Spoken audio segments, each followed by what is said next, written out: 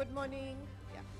Good morning and Assalamu alaikum. So while we wait for the rain to let up and enable our guests to join us shortly, but we would like to begin the proceedings. We'll begin with recitation of Quran and followed by national anthem, and then we'll start the show.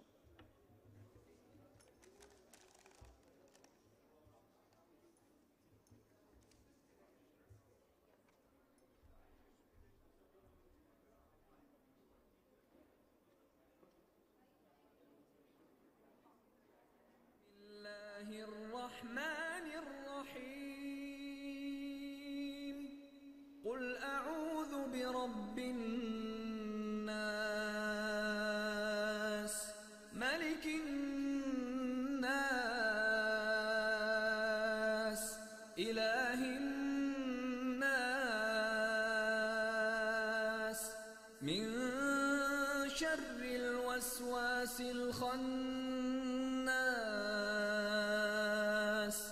الذي يوسوس في صدور الناس من الجنة والناس.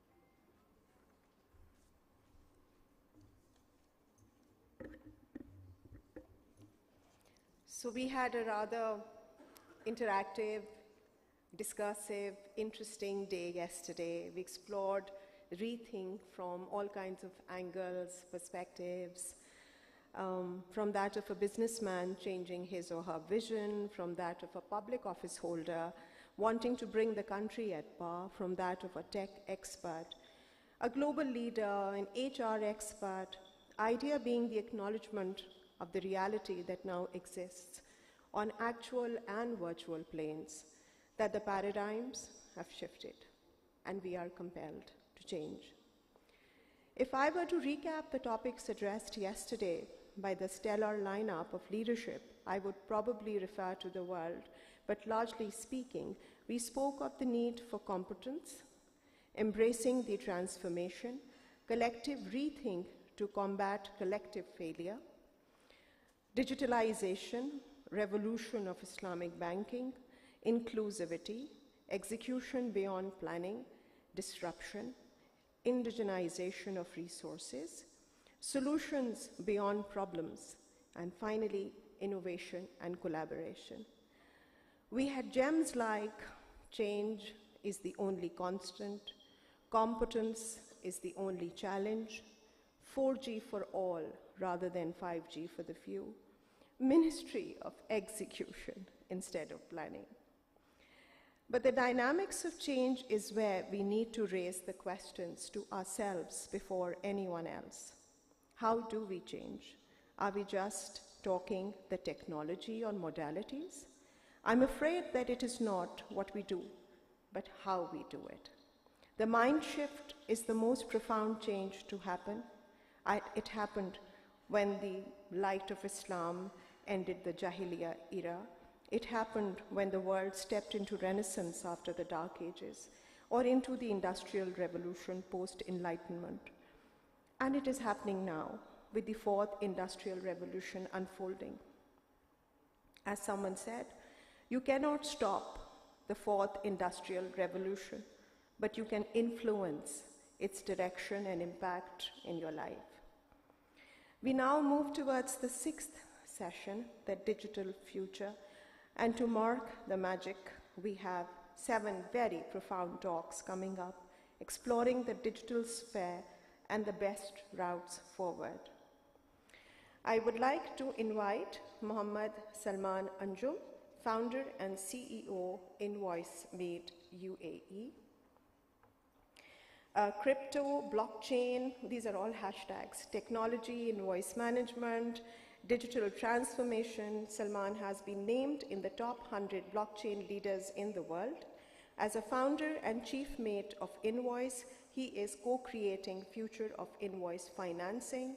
He is a TEDx speaker, PwC's trainer, and above all, a visionary.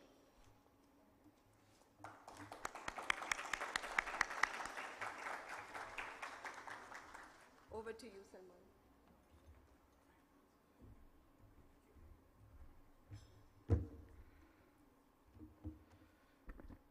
Assalamu alaikum all, and thank you very much, Shaha, for kind words.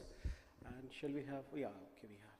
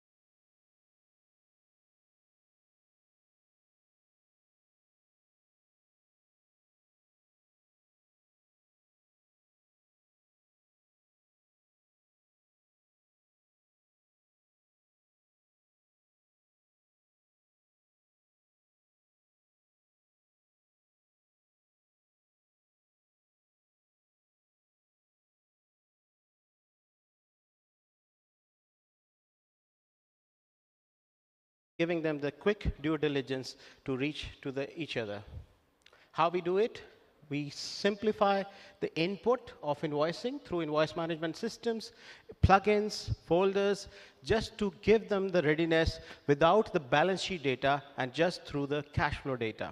And then we enable them with the simplest form of loan applications for applying the accounts payable or buy now, pay later, or at the same time, they can also go for, if they have the receivables, invoice discountings as well. We use blockchain and AI, but not for the buzzword reasons, not for the trend reasons. There is a solid application of AI to give an efficiency to this whole process of due diligence. So the bots are there to keep on doing the detection of the frauds and at the same time bringing more efficiency to the process.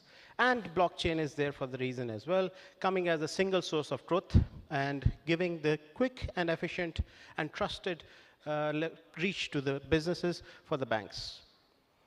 Now, this is where we are. We are in 2 countries at the moment doing our fintech operations. Soon there will be a third one, Saudi.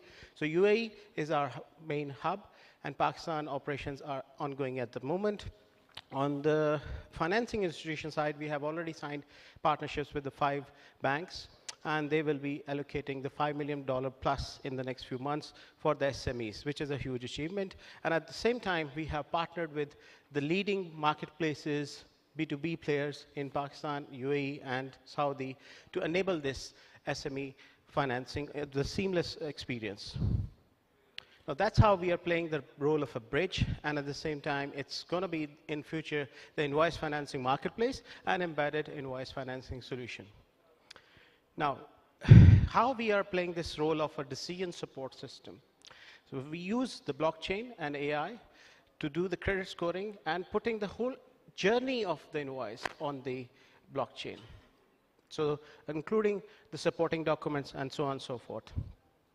So the bots are playing in the background the role of detecting the frauds, detecting the duplications, and any error, and bringing it to the efficiency. So when the banks or the lending institutions see the invoice, they just see the obvious ones, and the suspicious ones are already gone. Then is the next generation invoicing platform, which is seamlessly connecting the invoicing platform with the ERPs and the accounting system of the world. And at the same time, we have payment gateways integrations like JazzCash, EasyPesa, Payoneer, and MasterCard, Visa, and all that. With the IBFT, there is account-to-account transfer as well is enabled. And lastly, with the financing partner, this is the only solution in the world which is enabling you not just the digitization, but also at the same time, the enablement of the creditworthiness. That's one of the use case in UAE we are doing with Majid Al Fatim. They have hundreds of Carrefour there, and they are using InvoiceMate, or soon to be using InvoiceMate, to connect with their paid tenants and at the same time their vendors with the different financing institutions. And the platform they are using is InvoiceMate. And moving forward, it is about Pakistan. We are in the premises of Serena, and we'll be discussing with the Aga Khan Foundation about how Serena, Jubilee Insurance, and Aga Khan Hospitals or health services, basically they're all the entities of Aga Khan Investments, how their vendors and their clients can be enabled for the creditworthiness. And their own bank investments like Habib Bank and Habib Microfinance Limited, they will be doing the lending. So it's a complete ecosystem, closed loop, and will be enabling the both sides to get the maximum benefit. Here's a slight video which will share with you how invoice creation, which you can do through the OCRs, and also you can do it through the templates available in the InvoiceMate, can enable you to reach out to the invoice financing enablement. So this is a huge disruption. Future of invoicing as we see it, that how in a simplest manner a user, a B2B user, a business user will keep on using InvoiceMate and keep on growing its credit score to reach to the point that the banks will start taking it as a collateral and will be issuing the credit. So here comes the eligibility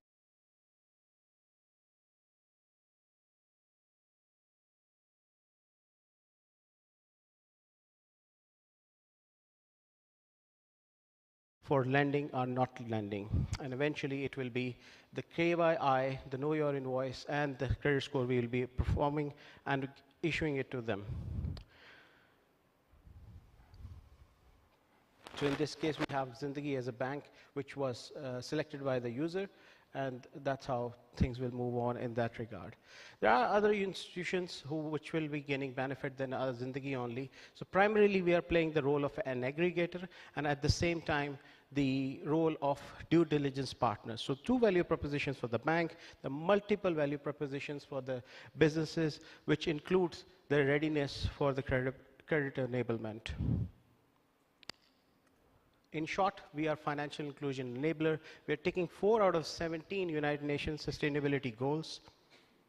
There are beyond blockchain and AI features in the InvoiceMate, which includes the connectivity with the ERPs and the existing IT architecture, the payment gateways, the financing partners, the chat mate for the business correspondence, the vendor management system, and the accounting management system as well. We have 2 versions, Lite and the Pro, but depending on the appetite of the business, the size of the business. Salik, the public investment fund company, they've been using us for last 16 months.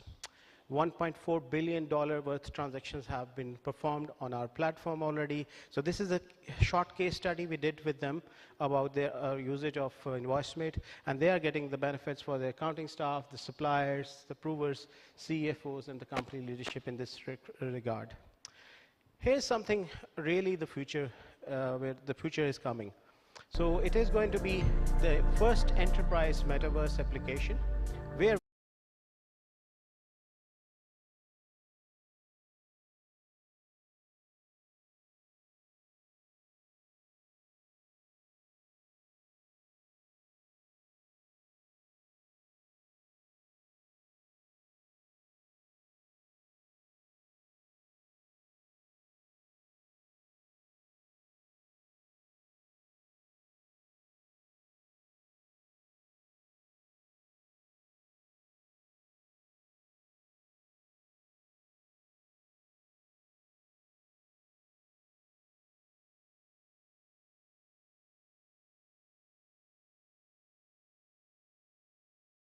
together.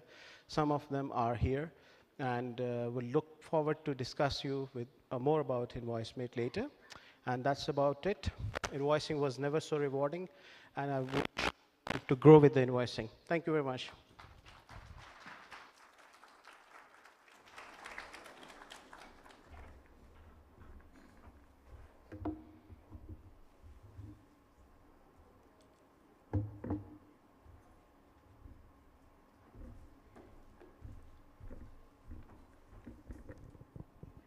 So invoice is the backbone of accounting, and accounting is the backbone of business. That seems to be my takeaway from this talk, because it has suddenly opened up the entire metaverse with a very distinct clarity of how this fintech is actually working, and the kind of impact that it already has on the market. I now request Asim Chauhan, Senior Vice President, Morgan Stanley, USA. It's not here? Okay, sorry. So,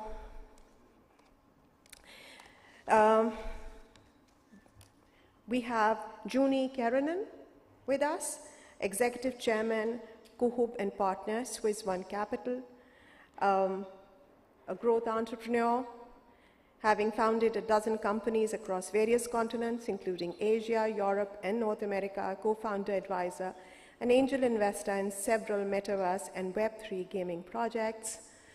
Over to you, Juni.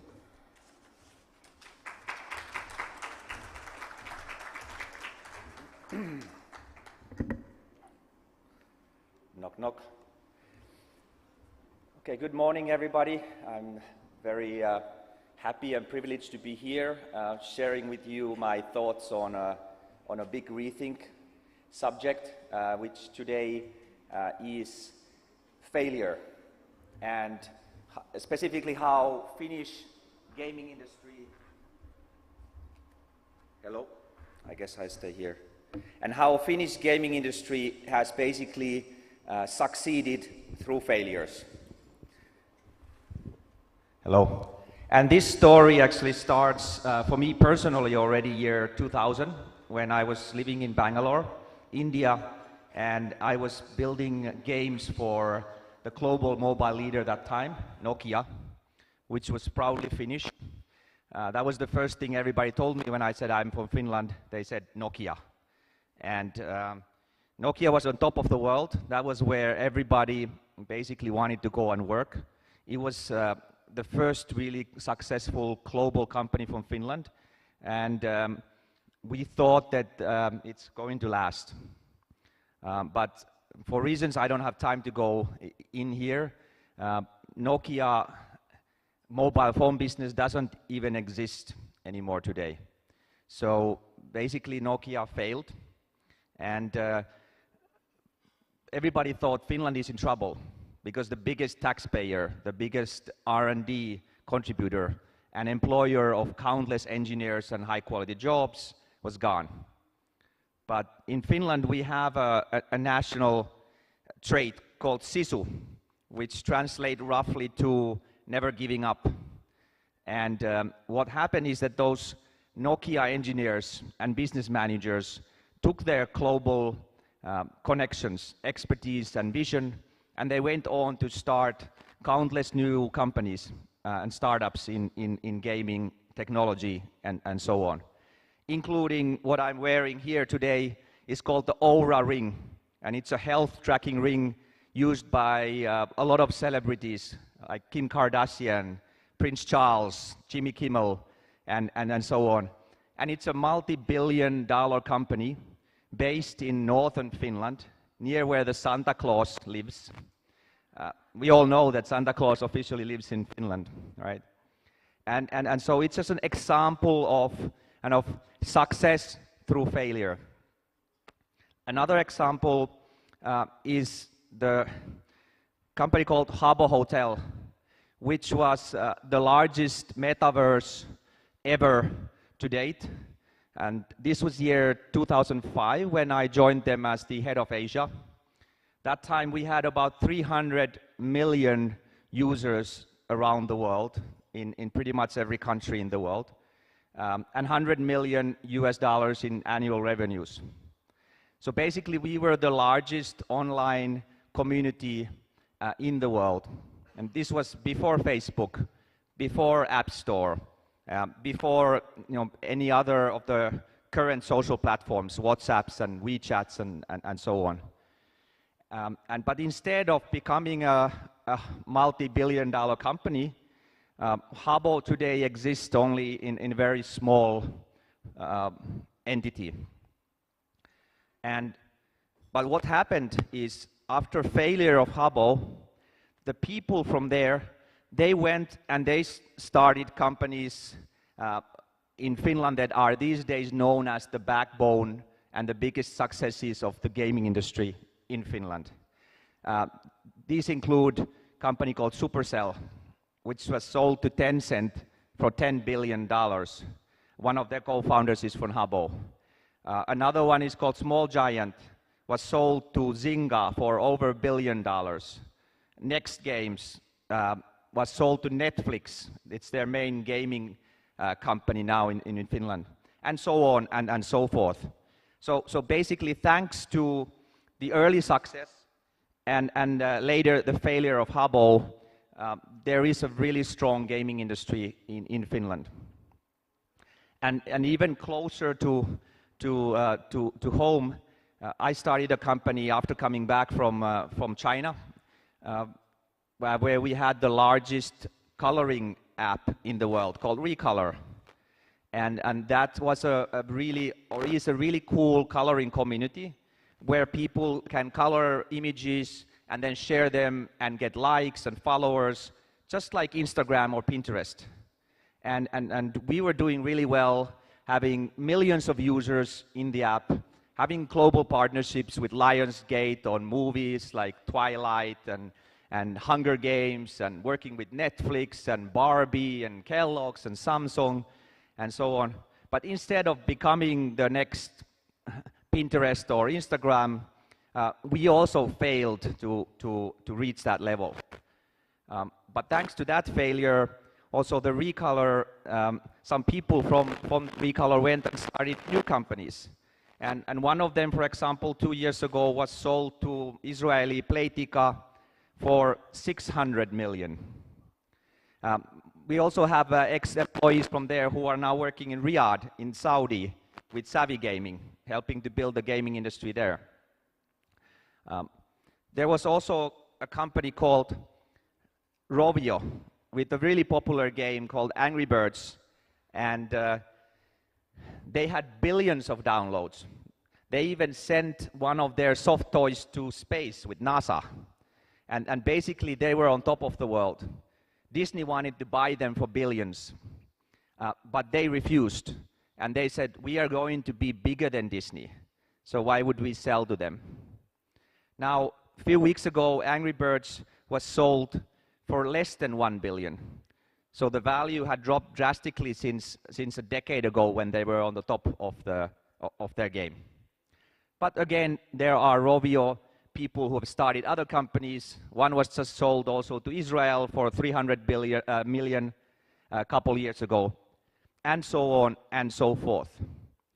So my point is that creative destruction happens whenever there is a failure, because the learnings from that failure are taken to new companies, to new ventures that can actually build something even bigger than the initial company. For example, I mentioned the Supercell, the most successful mobile game company in the world. They have a culture where every time they fail, if a game team spends 2 years building a game and it doesn't succeed, they open a bottle of champagne and they celebrate, and everybody gets a week off. And that's the culture of learning and celebrating failure instead of being afraid of it. And that is the thing that I would like to challenge everybody here to embrace, because failure is part of success. Elon Musk famously said that he thought SpaceX has about 10% chance of success. So he put billions of his own money into a company that he thought 90% probability will fail. And thanks to him, now we have a private space industry. And so even though he went against all the odds, he succeeded. But even if he had failed, I think we might have 20 new smaller SpaceXs from all this experience and all those the talented people who work there. They would have gone and started new companies. And so why is this important? Why am I talking about the Finnish game industry here? Is that after all these failures in the last 20 years, we actually have a really thriving game industry now. It's generating over $3 billion annually, which for a small country with 5 million people, that's quite significant. And we have 4,000 people working in that gaming industry. So 4,000 people generate over 3 billion in revenues. And if you compare it to, for example, the IT industry in Pakistan, based on the numbers that I have seen, it employs about 600,000 people and generates also a bit over 3 billion in revenues.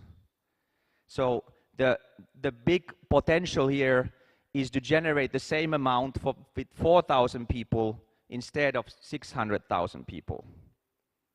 And I'm not saying that IT industry is not good, but the value add of taking risks and building products and building companies that are not based on labor but are based on IP. That's where the big kind of value addition is. But it's risky and it's difficult, and that's why there will be failures. Now, I'm also involved with the Swiss crypto fund called Swiss One, where we have very safe products for people who want to invest first time in crypto. Can buy a top 50 index, and it will never fail. It's like buying an S&P 500 ETF. But we also have a venture fund where we invest in early stage kind of seed round crypto ventures. And there, for example, we expect that 90% of our portfolio companies will fail. Not necessarily that they will all go bankrupt, but fail to reach high return on investment. But that's fine, because we expect that we have 10% of investments, 1 out of 10, that will generate 50x or 100x or 500x. These are the kind of returns that crypto provided in the last bull run. And this is not that different from any other VC. Faisal was here yesterday talking from SoftBank perspective, and I'm sure they also have a very high rate of failure in the portfolios. I'm sure my friend Oscar, who will talk after me, also has a lot of failures in his portfolio. That's normal, and that's part of the business. So, with the words of Winston Churchill, success is the ability to go from failure to another failure with no loss of enthusiasm. And I believe in this, and this is my message to you as a nation, as a co-business leaders and leaders. Let's go out there, let's take risks, and let's fail, because it will lead to eventual success of a nation, industry, and individuals as well. Thank you.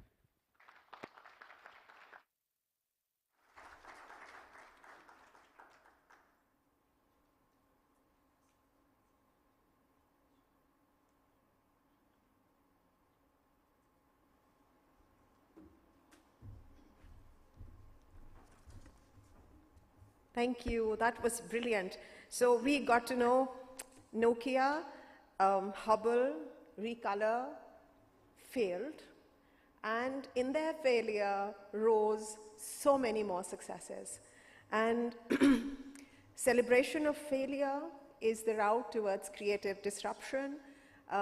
This is a very, very important lesson for all of us to understand, that failing is part of the process. And it has to come with lessons, and those lessons guide us towards more achievements, more accomplishments. Traditionally, I know because we are a very emotional nation, we take failures to heart. We tend to blame ourselves instead of reflect on what did not work. So when you study the history of science, development of science in the last 200-300 years, every invention, every new theory has come out of successive failures. What did not work gave way to what worked.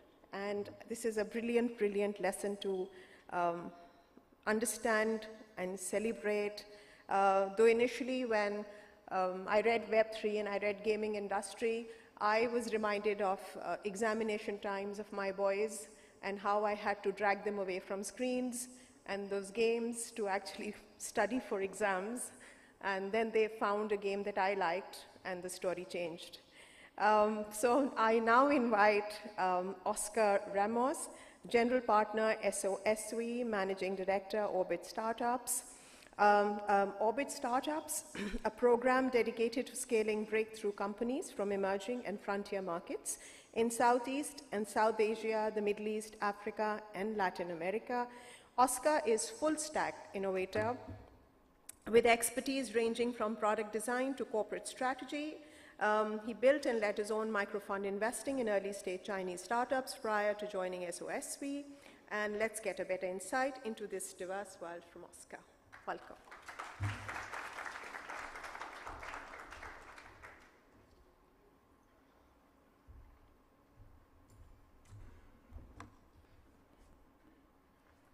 Well, first of all, thank you very much. It's a great honor for me to be today here and have the opportunity to share with all of us, all of you, some of these experiences that I've accumulated during years working. Before we start, let me introduce a little bit about Orbit. As I was said, we scale startups to impact economic independence, health, and climate. We do that as a venture capital investor. We invest mostly in emerging markets, and as you can see, the MENA-P region, particularly Pakistan, is a very key area for us. Orbit Startups is part of a global venture capital fund called SOSV. We have $1.5 billion under management, and we're one of the most active investors in the world. And as you can see here, we are no new to Pakistan. We're the most active foreign investor in venture capital in Pakistan. And we do that because we think there's a big opportunity and because there's a lot of talent here. These are some of the areas that we're very active. And in those areas, we're the most active in the world. Some of these areas were mentioned during yesterday, and I'm pretty sure that will be mentioned today as some of the key areas that need to be addressed. We believe technology innovation and startups are one of the most efficient ways to change these challenges, to address these challenges, to find solutions, and to do that in a way more efficient manner. Where's our secret of success? As a venture capital fund, we obviously invest in every single startup, but capital is not enough. Every single time we start working with a company, the first thing that we do, we share mentorship. We share lessons learned. best practices that we can exchange from funders, from investors, from everybody in the ecosystem that is willing to address some of these challenges. Through this mentorship, we help the companies grow. And to grow, these companies don't need just capital, they need more things. And only after that, we work with those companies to help them fundraise, invest in more capital, but also secure more capital from other investors. We don't do that alone. We're lucky to have a network of more than 600 mentors that support those companies. And internally, we have 50 people full-time working with those startups. Only 10 of them are involved in investment, something that is very rare for a venture capital fund. When we talk about growth, what do startups need? What startups need, if they are consumer, they need users. Today, with our portfolio, we have over 200 million monthly active users that our startups share. And collaboration was one of the key ideas that was shared today. We also work with many multinationals, and we're very happy to have the opportunity to come here and build more relationships so together we can help cross this gap between startups and multinationals and bring more innovation to the market. And of course, we work with investors. We work with global investors, but also a big range of local investors from all the regions where we're very active. So, because today the goal, the idea is to share it. As you can see, we do a bit of everything, everywhere, all at once. You might remember this title of this movie. So I'm trying to make this a bit more entertaining and fun for everybody. And that's the way I'm going to address the key topic that I want to talk today. Today, I want to talk about the future of fintech. Originally, I wanted to talk about something more generic, but there's been already a lot of conversations, and I'm going to dig deeper in one of the areas that I think is more important, where we see more opportunities, particularly in Pakistan. So let's start with everything. Fintech today. A very important fact for us VCs is that today fintech is one of the top areas for investment in venture capital. More than 20% of the global venture capital is invested in fintech. It is by itself the largest industry. And it's the largest industry because of the amount of potential it has. So what are VCs investing in fintech? What are the areas that we think there's more opportunities? First, we're investing in enablers. An example of an enabler, digital payments. Originally, those digital payment solutions were helping to make transactions online, but more and more, those digital enablers are also allowing to make transactions offline with digital payments. Catalyzers, companies that are trying to use all of these online and digital technology to improve the real economy. Lending has been a bottleneck for companies everywhere, being able to secure working capital. Online lending brings efficiency in terms of distribution, in terms of access for both the borrower and also the investor that is trying to invest in this asset class. There's also companies that optimize. One of the examples that I like the most is the wealth management. Wealth management for a long time has been an industry only available for the people that has a large enough amount of capital to invest and they could afford somebody to manage that wealth for them. Today, this is something that, thanks to technology, is enabled for people that can save $1 or even less a month. And at least they can continue building their wealth. And more important, they can build that habit. It has a change. It has an opportunity to transform. Some of these industries, some of these companies are transforming completely large industries. Digital banking is creating a massive revolution, making many things available for many individuals and small businesses. But probably, as VCs, the types of companies that we like the most, the types of companies that we're more interested in, are the companies that have such a capacity to change that they make the old system obsolete and they create a totally new landscape for innovation. For example, digital currencies. All these digital currencies are not just money, they are not just a reserve of value. They enable multiple types of options that today we cannot even imagine. And it's only the beginning. So, what are the drivers of change for all of that? What is helping all of this happening? Why so much of this venture capital is going to this industry? This is probably one of the most conservative industries that I've experienced with. We invest in healthcare, we invest in education, we invest in construction, in manufacturing. Financial services, very conservative industry. Well, as we see, and in my case, as a technologist, I might think that technology is the main driver. But the truth is that a lot of the technology that is powering a lot of these financial technology companies is not super disruptive. It's not rocket science. There's way more complicated technology in healthcare and in many other industries. Sometimes people think about regulation, especially when you talk about the digital currencies, as a problem. I actually believe that regulation is very useful and very important, and there's a massive need for collaboration in that space, because regulation creates trust, and probably trust is one of the most important obstacles. But let's move to think what is driving that change. I think the most important driver of change is consumer behavior. Is the fact that consumers want more. Consumers have needs, and those needs are something that they need to find solutions because they cannot stand. They need to find alternatives. And most important, collaboration. Once players in the ecosystem start working together and they start not just focusing on their small walled gardens, but working with more people and trying to find the space for each of them in the value chain, and that very, very, very monolithic value chain is broken, and there's more players, then there's more opportunities for change innovation. So let's talk about everywhere. Let's talk about the location. When I talk about fintech, I talk about venture capital, still most people keep thinking about developed markets. And I always question, well, is developed markets where you can have the most impact with financial technology, with fintech? Is where you can achieve the most change? Is the place where you have the most innovation? And when I'm talking about innovation, I'm not talking about invention. I'm talking about innovation. I'm talking about applied results. I'm talking about this impact and this change that is achieved. Today, this is something that I'm pretty sure that all of you will know, but I still have to remind this when I talk with people in Europe or US, that 85% of the population in the world lives in emerging markets. And when we talk about financial services, 80% of the people living in emerging markets are either unbanked or underbanked. What we need to bring new companies is customers. What we need is users. What we need is an opportunity. What we need is a gap.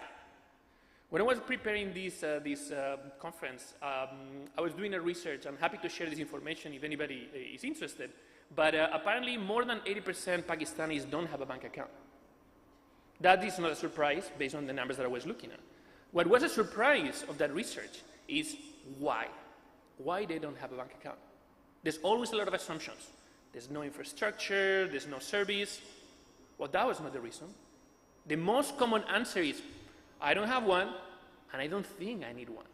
I don't see any value in a traditional bank. I don't see any benefit of using that. Meanwhile, you see the growth of mobile wallets exploding.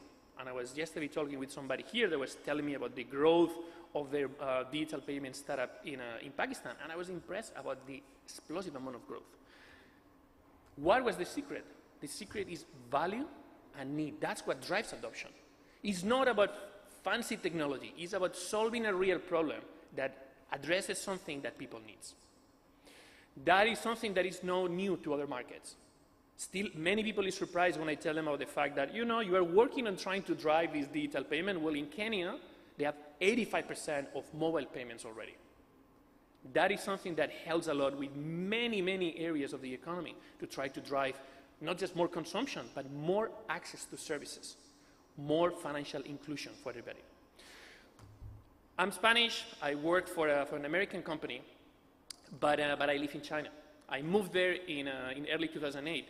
And when I arrived to Shanghai, and I think about fintech, every single payment was cash on delivery. Very similar to the situation that exists today in Pakistan. E-commerce, anything. You wanted to buy tickets to fly anywhere, and a person will come to your home, and they will give you the ticket, and you will pay them cash. It was great when 3 months later we could pay with a credit card, but still the person had to come. Just in 10 years, what was the situation? There was this company called Alipay. I don't remember the last time I have used cash. I don't remember the last time. There's many places that they don't even have the option to pay cash. You bring cash and they will look at you. That makes so easy for anybody to get access to pay anything, offline or online. We talk about giving people the right to save and get more for their money. Yuebao is an investment product that was launched in China. that in 3 months, only in 3 months, managed to get more investors than the stock exchange in China in decades, making investment something way more accessible to many, many, many people. And my bank, one of the first digital banks in China, powering SMEs and allowing all of the small factories and small traders to be able to flourish and develop. That just in 10 years, from nothing to probably one of the most advanced options. And digital currencies.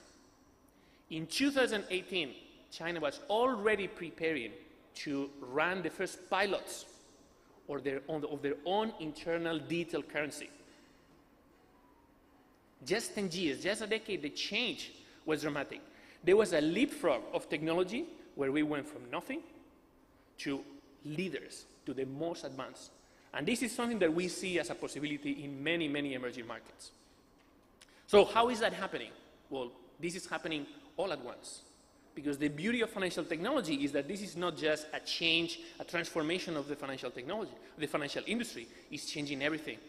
And that's what we're seeing with many of our startups, thanks to the concept of embedded finance. How finance is becoming an engine that makes things happen.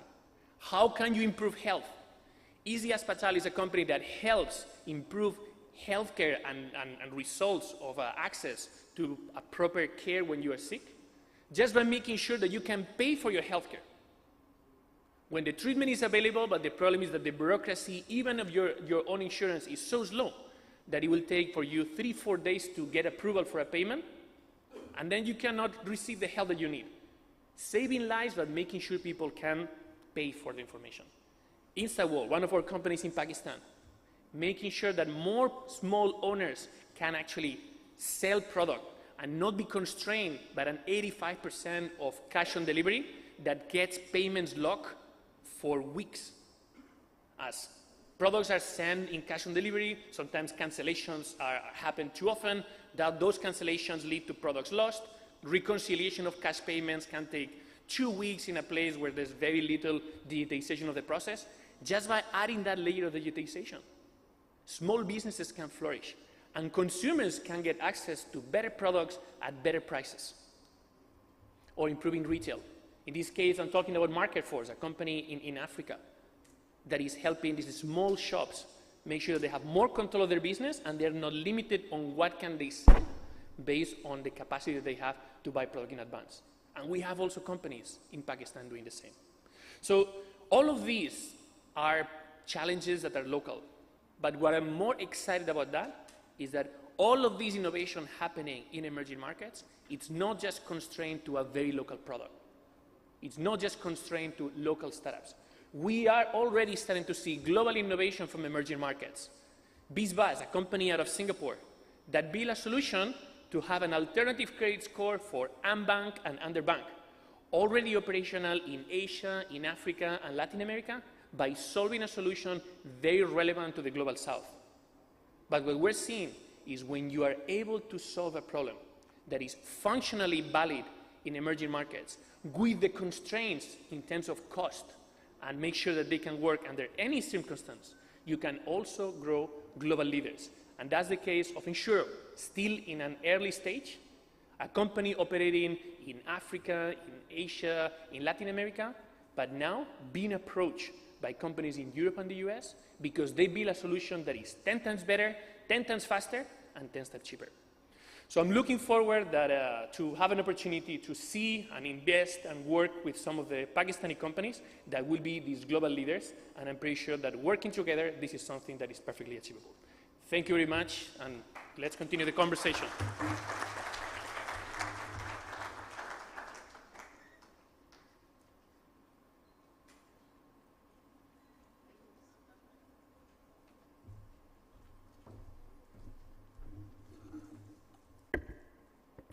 Well, you got my attention being the #1 seed investor, Oscar. I'm just thinking of what business ideas can I pitch now. Excellent future of fintech. We are talking financial inclusion. We are talking underbanked and unbanked segments of population. And as we learned that 81% of Pakistani population is unbanked or underbanked. And Digital banking, of course, is also geared towards that, and there's a lot to be done, and I'm so happy to hear that the data is helping us take the next step. And then we have apps like Easy Aspatal, so healthcare and everything is being addressed. Brilliant. So the learning hasn't stopped, and next up we have Michael Foley, Regional Director, Airtel Africa. Michael served as CEO of Grameenphone, Bangladesh, and Chairman of Telenor Health AS Norway. He has also served as the CEO of Telenor Pakistan, Chairman of Tamir Microfinance Bank Pakistan. He has lived in Pakistan for 2 years and was an avid supporter and advocate of Nutshell Group, if I may say. Not only has he participated at several events of ours in Karachi, Lahore, and Islamabad, but has curated many conferences with our Asfar, our CEO. We consider him a great friend of Nutshell in Pakistan. So the stage is yours, Michael. Thank you.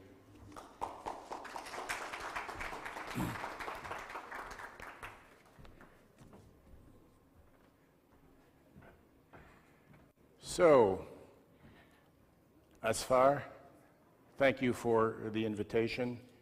Dear friends and colleagues, Assalamu alaikum wa rahmatullahi wa barakatuh. It's fantastic to be back here. So I'm going to use a slightly different persona today. I'm also an investor and a member of the board of a company called LIIBS. And I'm so happy that speakers this morning have introduced words like metaverse and blockchain early on in the conversation, so that I'm not the first one to broach this here today. You know, we talked yesterday about the Great Rethink, and it's clear a number of people yesterday made the point, metaphorically or in real terms, that there's a fire in the kitchen of the house built by Quaid-e-Azam Muhammad Ali Jinnah at this point. Since 1947, there's been a lot of challenges. I remain, and I always will be, an incredible fan of Pakistan. And I am absolutely sure that without minimizing the challenges that are faced, we will get through this one. But I want to make the point that at the same time as many of us are looking at putting out the fire and rebuilding the kitchen, the world moves ahead. And the goalposts change. And the goals and the kind of challenges that we face externally will continue, and the opportunities will continue to grow. And we talked a little bit yesterday about 5G versus 4G.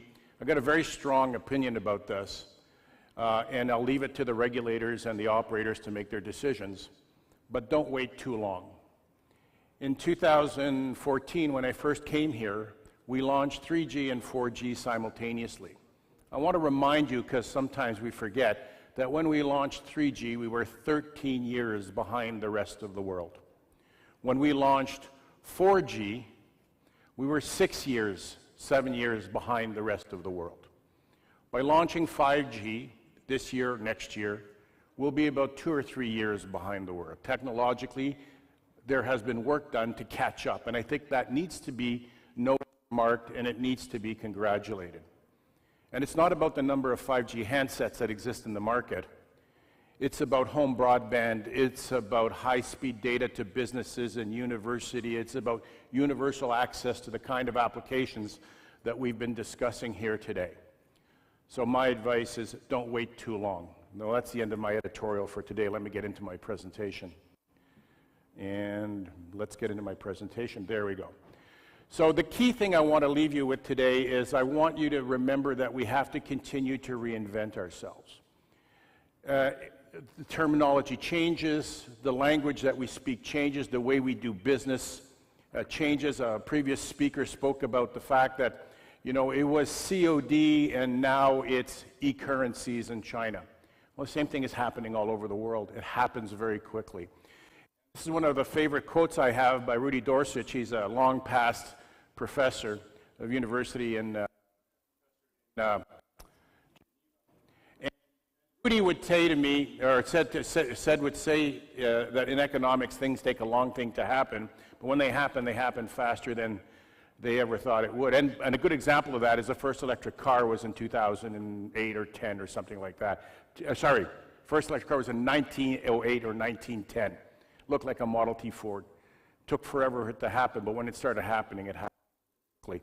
So I'm going to spend a little bit of time talking about metaverse, blockchain, and the technologies that exist now to make this happen, because it is real, it's happening now and today. And if we don't catch up, we're going to be left behind. So 20 years ago, this was our experience of online websites. Flat pages. We've all seen these, perhaps many of us. We all remember, for those of us who have sufficient maturity, the sound of the dial-up modem, ding ding, and which I was hoping to have a sound effect, but I wasn't able to put it in here. That is long gone. The world looks a little bit more like this, and I wanted to kind of unpack this slide a little bit. And it kind of leads us into the discussion of the changes that we're living and the fact that this stuff is really relevant now and today, and it needs to be part of the discussion. And I was really happy to see one of the speakers this morning talk about, a metaverse application of the invoice factoring industry, the invoice management industry that he was working on. Imagine that. Metaverse for us is really gaming. And look at this slide. So we have two experiences of Zoom calls. And I can tell you that based on my personal experience, the little one on the left, on the bottom of the screen, her and her peers were much more well-behaved on Zoom than the people on the upper left-hand side. They learned the code a lot faster. But in 2000, when things happened here and we couldn't meet as much, we stepped into a different world. We stepped into a different world and adapted on how we could get together with each other. With all its positives and negatives and the debate about being together and not being together, this worked. And in fact, some of us even started buying backgrounds or finding backgrounds. So it didn't look like the ratty curtains in the living room or the closet where your wife had locked you or your husband had locked you to do the calls because you were disturbing the rest of the household. You created a little world for yourself in Zoom. And the same thing with Logan, my daughter on the bottom. She was in 2000, she was in kindergarten. And her kindergarten was done to it. She really was able to manage it, and it was completely natural for her. Imagine how the buying experience will be for people who grew up with this kind of experience. The two other slides show something interesting. This is a kind of commerce that we didn't have maybe 10 years ago.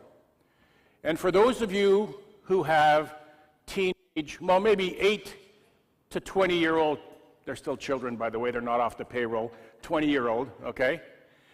And they're online, they start doing things inside environments which are probably pretty foreign to you. But I would enjoin you to take a look in, and like one of the moderators saying, find a game that you like and get in there. This is real commerce, billions and billions of dollars of commerce that happens in stores that have no physical experience. And the products sometimes are not physical, but they can be. Based upon metaverse technology, tokenization, and blockchain. And Roblox, for anybody who thinks that this is only teenage, my daughter uses Roblox as an environment where she games and plays with friends from around the world. She's 7 years old. It's really quite interesting how things change. This is very relevant. Is it so much of a leap of imagination to think about our world of Zoom today? Okay, think about our world of Zoom today. Think about what websites looked like 10 years ago and where they are today. Our world of Zoom today, with increased processing power, rendering, devices, that we will not be in a more immersive environment when we do things. Not just meetings, but shopping, going to school, maybe taking a test drive in a car, having an avatar built for ourselves that looks with our sizes, We all cheat a bit, but we'll try to keep it as... And going and trying on clothes. Many of us now know exactly the size of Levi's jeans that we wear. We don't go to the store, we buy them there. We go to the store, see the product, take a picture of the tag, go to Amazon and try to buy it there. Imagine having that shopping experience evolve. So I want you to know that for almost every one of our businesses, this is very relevant. It's not just about the math of transactions that blockchain helps us do and secure and create different. It's really about the whole experience. So 2 definitions that I think, by the way, these slides are fully available. I'll leave my email at the end. I'll pass them all on to you immediately. Web 3 is a new iteration of the internet. Web 1, what I showed you on the screen earlier. Web 2, kind of what we live today with user-created content, a lot of interactivity, video, and so on. Web 3 decentralizes the web, creates opportunity for transactions in a different way. Content is more owned, and the control is more in the hands of the user. And it's important that you understand these concepts and you learn them and you get somebody in your business at least focusing a bit of time on that. So metaverse is not about Spider-Man multiverse. That's not what that story is about. Metaverse is these environments, you saw a picture of one a little earlier, where people can immerse themselves and actually accomplish activities, interact with each other. And for those of you who do massive gaming, those of you who, in the world of Roblox, where you have people walking around and talking to each other, this is changing very quickly. It is entirely relevant. And if you look at the people who form the majority of our population in emerging markets, this is appealing as well. So I want you to remember these 2 things. Important concepts that you should learn about. Blockchain. So our company, LIIBS, plugs in either to a proprietary blockchain at Oracle, or we can plug into any blockchain. And blockchain is a distributed ledger. So instead of the data residing or the decision residing or the asset residing in one computer, it resides in a bunch of computers and it cannot be changed. You can only add to it. And when you add to it, a block is created, it's added to the chain, it's immutable, it doesn't change because it exists on a number of different computers, distributed physically, geographically, or logically. And this allows us to have great control over information and to create assets that are real and that are manageable, saleable, divisible. Smart contracts are simply blockchain-based agreements. And in a simple term, once the condition precedents are accomplished, the contract executes based on the rules of that contract. And that contract could be, for example, if you look at those digital assets, these tokens, I produce clean electricity through solar. I can package up a number of megawatts of this electricity into a token, put it on the blockchain, it represents this, and then anybody can buy that token and consume energy based from a clean source. So for those of us looking at what to do with energy here, maybe we charge more for dirty energy. Maybe we charge less for clean energy, or the reverse, depending on the business models. These 3 fundamentals are things that everybody that is conscious about running a business should start to absorb. And remember, we went through this before. When we started getting on internet and web, there was a whole bunch of new concepts we had to learn. And the speaker that's following you, Jimmy's an expert in this area. You can ask him all your questions if you want. He'll be able to answer anything you have about these issues. I'm setting you up, buddy. So, we provide the technology, the underpinning. We're not a company that provides financial services. We're not a company that provides retail. LIIBS provides a set of application programming interfaces, APIs, for about 15 industries. We run them natively or on the Oracle blockchain. And then companies come to us to use these APIs to be able to transform into the business. So this is not science fiction. This is very real. It's happening here, now, today. And I just asked my colleague in Dubai to give me a list of who is there now. So Coca-Cola, INSEAD, the great university organization across Europe and Asia, AT&T, Deutsche Telekom, Prudential Insurance, EcoBank in Africa are all creating products and services and environments based upon this blockchain technology, this set of APIs. Now, in the interests of time, there are 4 things that we need to do. We need to build environments, we need to build experiences with assets that we put into online, and we need to find ways to monetize these things. So these are basically how do you transfer the money-making part of this into this environment that's engaging, and then create an engaging experience for people. And this is what we do in Palo Alto, California, a little bit less out here. So, here you hear the industries, media and entertainment, loyalty and rewards, corporate training, utilities, telco, fashion, gaming, of course, insurance, real estate, retail, public sector, hospitality, education, of course, banking and finance. And when I said that the young will lead, I am probably 3 times the average age of the people who work in this company. And the users that are attuned to this are the users that are currently, we see, attached in gaming and in education more and more. And in particular, I think if you look at the first picture I showed you about Logan, she's 7 years old. She will never go to school like any of us went to school. Her experience is going to be completely different. Yes, there will be these experiences where you come together, but her classmates will be from all over the world. And I think that's a good thing. I'm not going to go through this in detail. I will make the slides available, but there's a set of assets for each of these technologies that we put out in terms of the APIs that are made available. And clearly, banking and insurance is top of the list. We even have some banks here. And let's be clear, we're not immune. All banks are going to be going into this area as an extension, or most of them anyways. And, when we talk about cryptocurrencies or blockchain, this is happening here as well. The central bank here is now looking, as we were talking earlier, to central bank digital currencies, CBDCs. Everyone, we predicted this as soon as it started happening in China, but many markets, in fact, in the markets where I operate in Africa, there are 54 countries, I think about 50 of them now, their central banks are looking at how can they capture value from the economy by bringing in central bank digital currencies. You need to study this carefully because there's a lot of pros and there's a lot of challenges with this, because it's based on similar technologies as crypto, but crypto was a freedom creator. It allowed you to do transactions peer-to-peer without any intermediaries.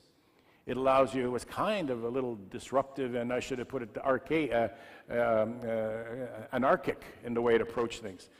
Central bank digital currencies mean every one of your transactions is tracked even more than it was before. But it's happening everywhere, and these is going to happen.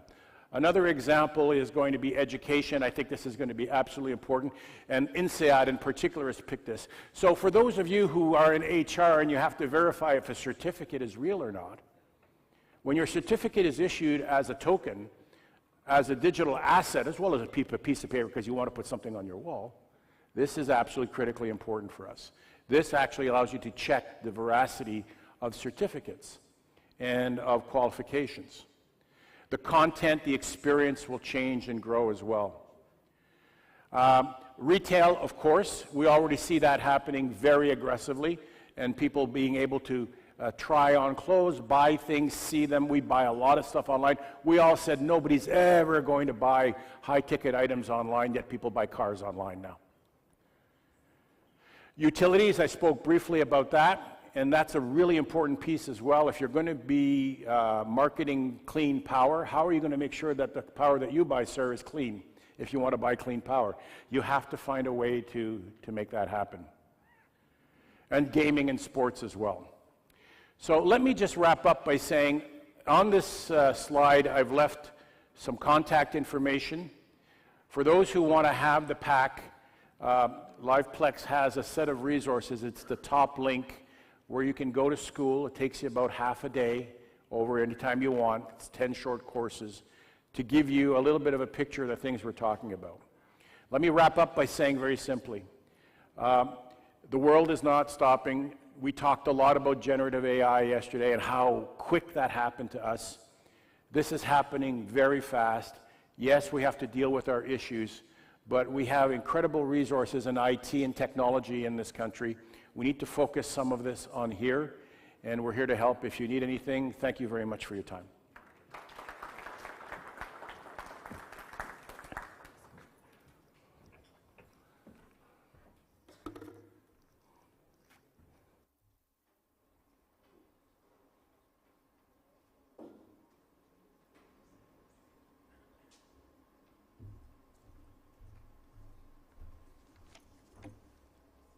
Building experiences, monetizing them. We were already talking about inclusivity, engaging experience. I really like that. How to interact, how to engage, how to make the world walk with you. Michael's examples also reminded me of Ken Robinson when he wanted to gift his little girl. He is an educationist who sort of shifted the paradigms, and he really worked. Passed away 2 years ago. So Ken Robinson wanted to give his daughter a watch, an expensive watch for her birthday, and she refused. She said, "What will I do? It's a single service device. I don't need it. My cell phone has the world and more. So I don't need to wear a machine telling me time." That's okay. So of course, these children have a different life now, and yes, a global classroom to work with. And that also reminded me of Fareed Zakaria's book, The World is Flat, and he spoke of globalization then, and how the local will become global, and he coined this new term, globalization, to work with. So that's all brilliant. Well, we just are ready to take a deeper dive, if I may say, and we have Jimmy Nguyen, Chief Executive Officer, Blockchain for All. And Jimmy is not a new name for us. He has been part of Leaders in Islamabad 2022, and then the Future Summit 2023, which is our other flagship summit held in Karachi every year. He's one of the world's top blockchain experts. His firm, Blockchain for All, provides advisory, education, and tech solutions to help enterprises and governments implement blockchain and related technology. Jimmy also led the formation of the Swiss-based BSV, Blockchain Association, and served as its founding president. We are looking forward for a very high-powered, energetic, and upbeat presentation, Jimmy.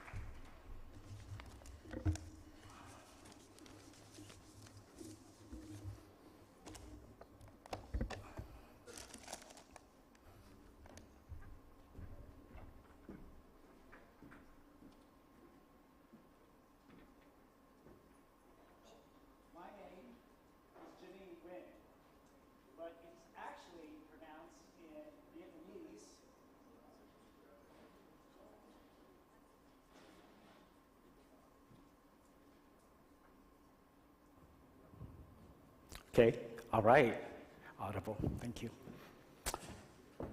As you heard, my name is Jimmy Nguyen, but in Vietnamese it's actually pronounced Nguyen. Very difficult for people to say, especially in America. So growing up, people started calling me Jimmy Nguyen or Nguyen, and it became kind of my calling card. So today, I work in emerging technologies, but I've learned over time that my mission in life is really to help empower people to win.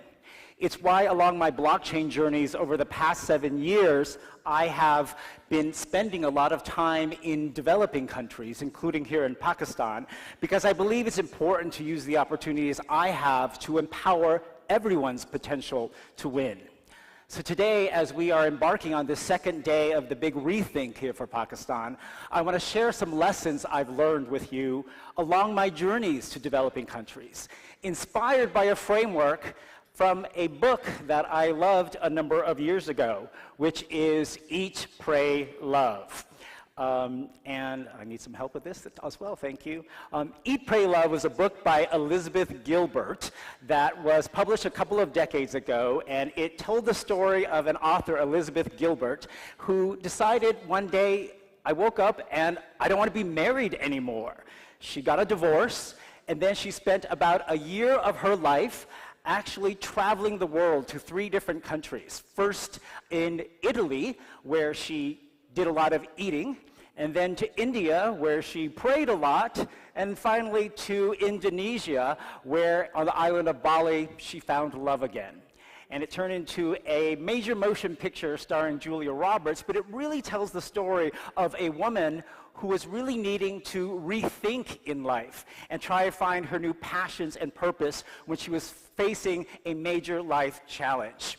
So it really is a book and a movie that I really was influenced by.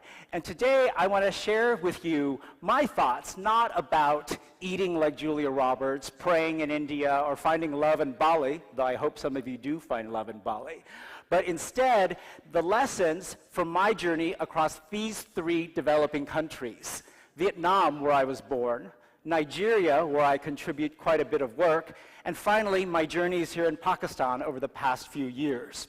But you're not going to learn to eat, pray, and love. I don't have as romantic of a story to tell you, but my lessons are about the power I've learned in these countries to learn, plan, and create.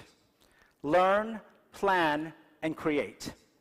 Let's begin with learn, which I learned about some new things in my native Vietnam. So I was actually born in Saigon in 1972 to my father and mother here. My father was a federal judge in South Vietnam, but we had to flee the country the night before Saigon fell in April 1975.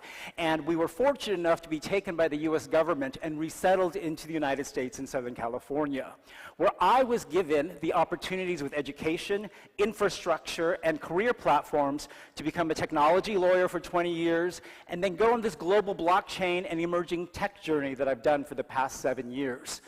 That journey came full circle last year when I was actually brought back by the current Vietnamese government to be a keynote speaker at their Future of Internet conference in Da Nang, Vietnam, trying to educate that current generation about how blockchain can help power a future internet. It's really interesting to have a career in which my expertise in another country was needed to help lead my native country in its current journey of digital transformation. And it allowed me to start spending more time in Vietnam and start understanding what's happening in the country. Here's what I've learned. Vietnam is booming. It's going to become the socioeconomic capital of Southeast Asia. Its IT sector in particular is driving growth with over 70,000 digital tech businesses and annual revenue in that sector of over 152 billion US dollars. But more importantly, 10% year-on-year increase. That's amazing. But what has caused this? I started asking questions. Well, first, there's clearly education. It is rooted culturally in Vietnam. I can tell you my parents made sure that us kids went to school, studied hard, and were driven by education to succeed in America. And what was surprising to Western journalists and observers almost 10 years ago was the results of the 2015 Program for International Student Assessment, which found that Vietnam ranked very high 8th in science and about 22nd in math, above other leading countries such as the US and UK out of 72 surveyed, even though it has a much lower income level.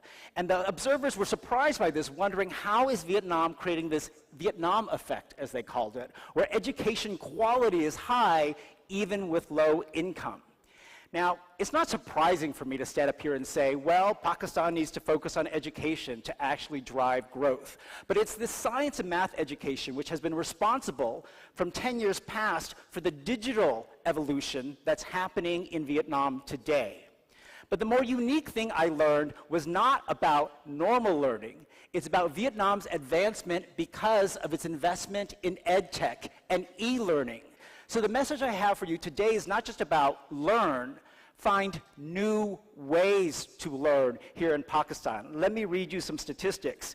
Vietnam actually began its journey into e-learning in about 2006 and 2007.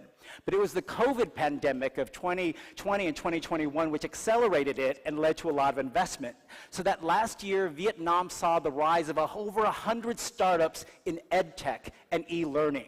It is now one of the 10 fastest growing markets globally in e-learning, with annual growth of 44%. And most importantly, the government this past year enacted a new education society scheme, which aims to increase the quality of their human resources. And here are two of the goals: that by 2030, they want 90% of universities in Vietnam to actually use digital and e-learning, and 80% of other institutions to do so as well. This has actually really driven a lot of the digital entrepreneurship in Vietnam as people got used to online platforms. And so I think it's an important lesson that I didn't realize until I started spending time in Vietnam, which is about the power of e-learning. And it actually explains one project I'm involved with, which is helping a Thai company that's in the ad tech space called Vatic, which has an algorithm with artificial intelligence to serve digital ads to you without website cookies, launch a new business adding blockchain capability called Block ID, to use blockchain to verify, for example, that companies respect those opt-in permissions you click on websites all the time, and also track the journey of digital ads to make sure the correct companies are paid for driving you to the ad.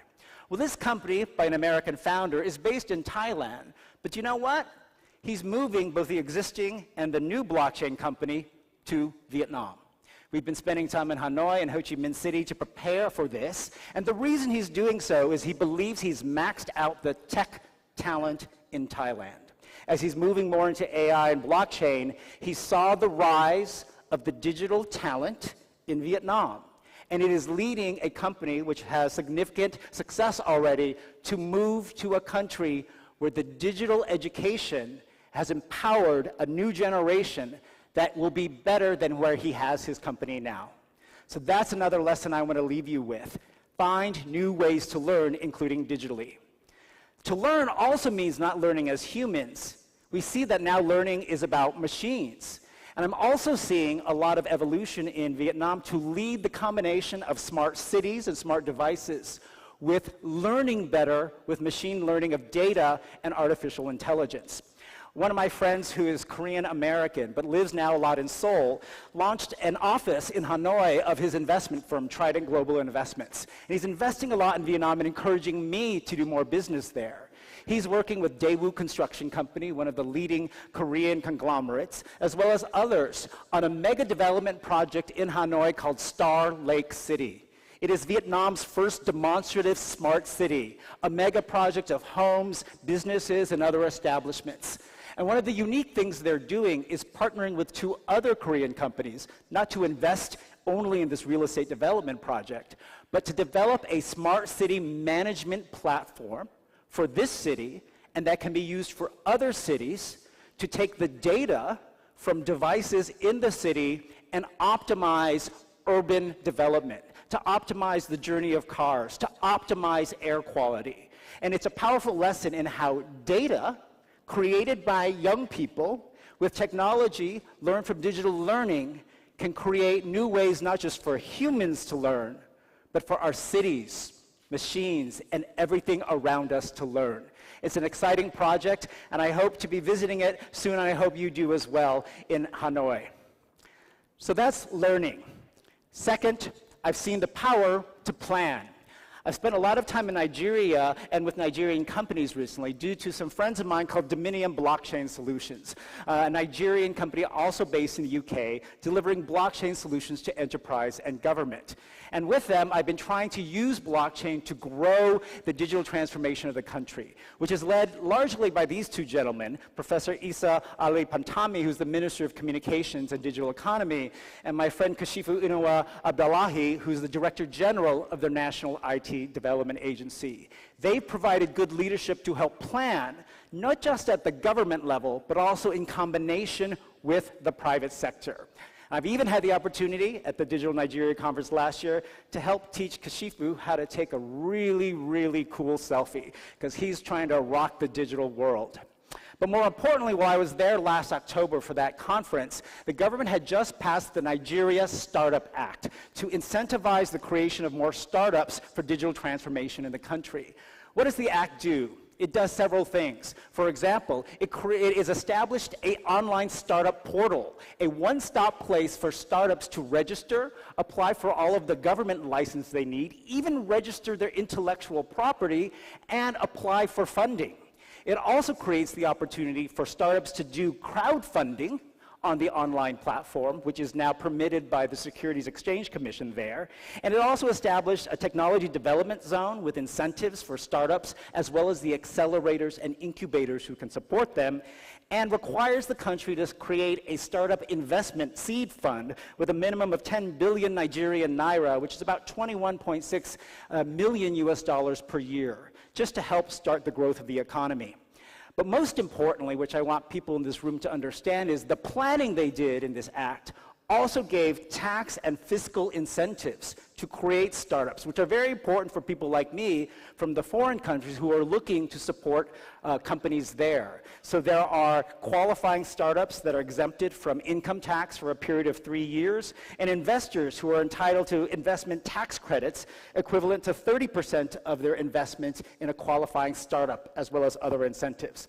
And finally, most importantly in this act, for those looking, such as in Pakistan, to attract foreign investment, they put in provisions to assure foreign investors that you could repatriate your funds and investment out of the country, because that's critical to attract foreign investment. There are certain requirements to make sure you fill out certain paperwork to document the investment went in properly, but it's designed to signal to foreign supporters that if you invest in a company in Nigeria and it's successful, you can actually get your money out of Nigeria under the right circumstances.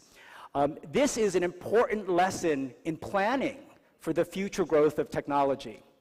We also help them plan education. Through my last organization, which is the BSV Blockchain, with whom I worked with Mohammed Salman Anjum here, we helped with Dominium launch a blockchain development education program with the goal of educating over 300,000 young people in Nigeria, starting with a scholarship program, awarding scholarships to this program to 30,000 Nigerians. I was very happy to see, even though I'm not involved directly anymore, the first cohort graduated last month, and it's a step in planning with private sector partners the world of education to fuel this economic growth. And finally, just this past month, the country passed what they believe is the first comprehensive national blockchain policy for any country in the world. What does it do? It creates a legal framework for adoption of blockchain technology. It's a country saying at the policy level, we support blockchain here. It encourages the blockchain use not only in the public sector, but also the private sector. It incentivizes education for blockchain, and it also creates an entire implementation committee at the national level with representatives of over 20 government agencies, as well as private companies, such as my friends at Dominium. This is a powerful lesson in how a country at the government level, in partnership with the private sector, can plan, can send the signal that we want this technology to drive economic growth in our country. We don't like cryptocurrencies, like a lot of people don't like that trading, but they really believe in the power of the data usage of blockchain technology. I'll be returning to Nigeria to help them with this adoption of this blockchain strategy, which is very complicated, as you can see on this chart, with many different components. But we'll be talking about it more in October at the government's Digital Nigeria conference, which I have the honor of helping to organize. So if you can get to Abuja in October, I will see you there. Final step of my journey is into here, Pakistan, where I have really seen the power to create. And when I say create, it's not just about creating replicas of digital businesses that have been successful before. I see that across the world. Uber worked in the US, let's create a clone here. Instagram was nice, let's create a clone of it in another country. That happens here, which is totally fine, I understand.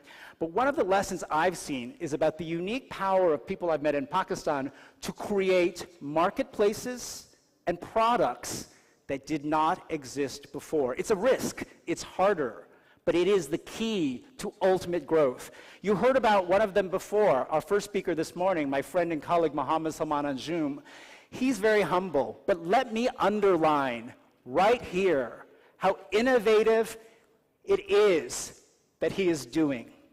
InvoiceMate, which I am proud to be a founding board member of, is creating an invoice financing marketplace that has never existed before. His first product, managing invoices on a blockchain, that's nice, it's okay, I told him that. It's not innovative. When he came to me and said, we're going to use the power of our blockchain tracking of invoices to give banks and financial institutions more confidence to actually lend against invoices so that SMEs, small, medium businesses, truck drivers, pharmacies here in Pakistan can get cash faster than they would otherwise be paid on their invoice and improve their financial access to do more business. And their blockchain technology can convince banks to create lending pools of money, and they can create a marketplace to pair the customer base that they're generating from partners such as Jazz Business, Mentor Health for Pharmacies, the Pakistan Freelance Association, with banks and financial institutions they have signed partnerships with already, such as Mobile Link Bank here, Zindagi at JS Bank, and now in the UAE, Holiday Growth, and create a new marketplace where we empower access to cash faster with the power of digital technology. That's to create. You also saw this, because we hear about metaverse.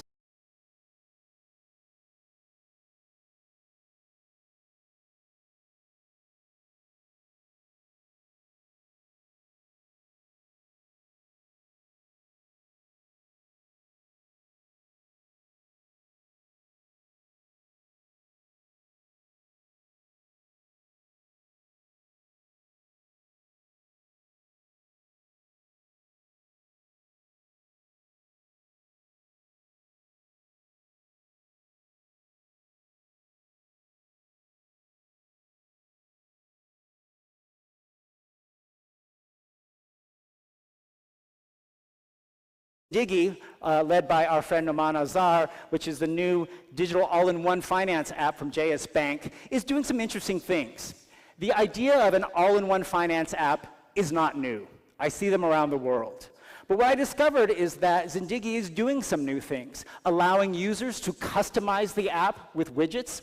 That's very new and creative.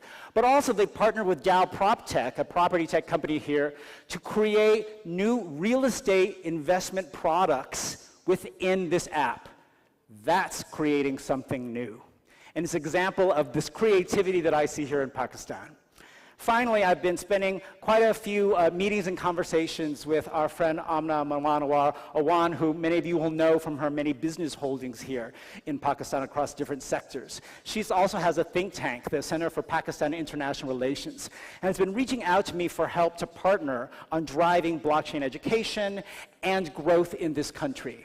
And I like that. She came to me and said, I want to work with you. We're not sure what. We're talking about it. We're signing a memorandum of understanding this weekend. But I'm taking my own advice by saying, let me work with someone and we will find a way to create something new. And it is a lesson that I've learned watching Muhammad Asfar Hassan, our host here, in creating environments where we can do all of this. Learn, plan, create.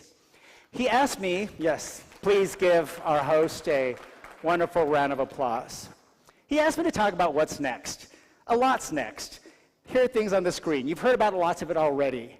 We don't have to talk about them all again, but no, there's so much more. Edge computing, robotics, brain-computer interface, BCI, the Neuralinks inventions of the world. And I'm seeing a big drive to even space tech. These are all fields with the right ideas for new ways to learn, plan, and create that the people of Pakistan should be thinking about how to drive new leadership in. So how am I implementing all of this in what I'm doing now?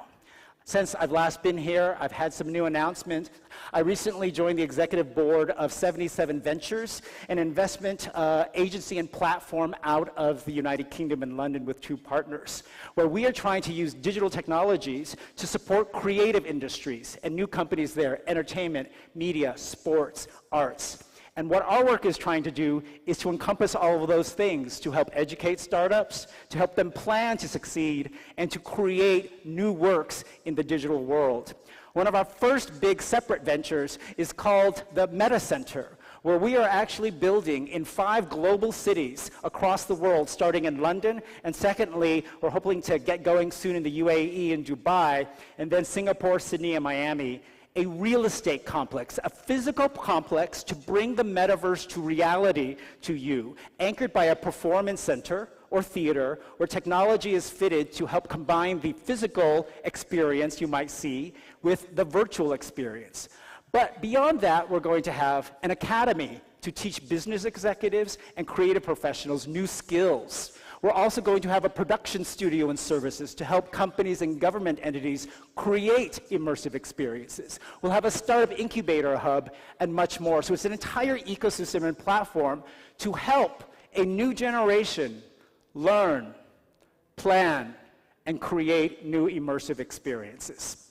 So that is my lesson from my journeys across developing countries in rethinking what we can do to help Pakistan and other countries win. It's not as romantic as Julia Roberts, to eat, pray, and love, but it is to learn, plan, and create. The lessons I have learned across these journeys from Vietnam, Nigeria, and Pakistan. So about 20 years ago, I went back to Vietnam for the very first time since my family had left in April 1975. I toured Saigon, now known as Ho Chi Minh City, as a tourist, but I also took a moment to actually find my parents' house from years ago. I thought it was going to be this, big home, and it was just down a gray, alley-like little street. I went with my tour guide in, found the door, stood in front of it in this little alley. Then this old man came out from right next door. He asked, "What are we doing here?" We said, "My family used to live here before the war ended." And then he took one look at me and he said, "You were the baby." And that moment I realized, yeah, I was that baby. But a baby who was fortunate enough to be taken to the United States, raised by a family who had a hard time as immigrant refugees. But I was fortunate enough to be given the education, the opportunities, and the career platform to fulfill my potential and to continue to fill my potential. And it is why I've decided to devote part of my life now to helping other people fulfill the potential to win. It's a big vision that I have.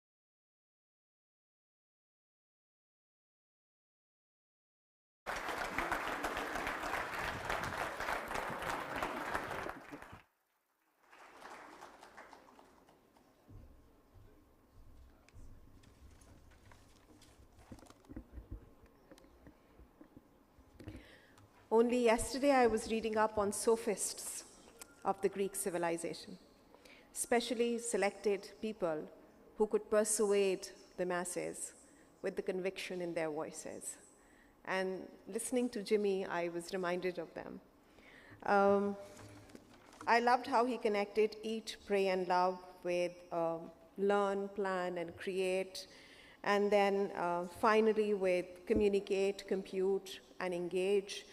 These are all very key words. They're like little departure points that open into entire new dimensions of what the world now has to offer. And we've had a stellar lineup this morning, and all these speakers have helped us take a deeper dive into the new oceans that surround us and into the new realities that may not be physical but digital. You know, all these words are now the key words. I'll request all our speakers to join us here on stage now for a Q&A session and a summary of what we've learned this morning.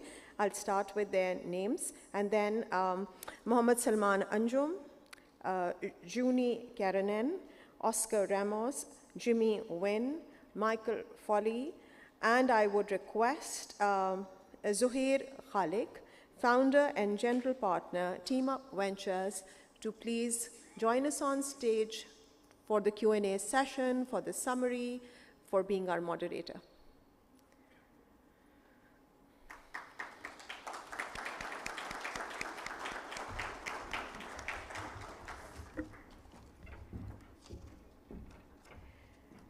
Zuhair Khalik is a business executive with global experience in telecom and technology, with deep experience in board strategies, operations, startups, turnarounds, M&A, mobile money, microfinance, and real estate. He's currently founder and general partner at Team Up Ventures, a venture capital fund manager with a focus on MENA and Pakistan-centric startups. Team Up Ventures is incorporated at the DIFC Dubai and regulated by DFSA. And I would hand over the mic to Zuhair.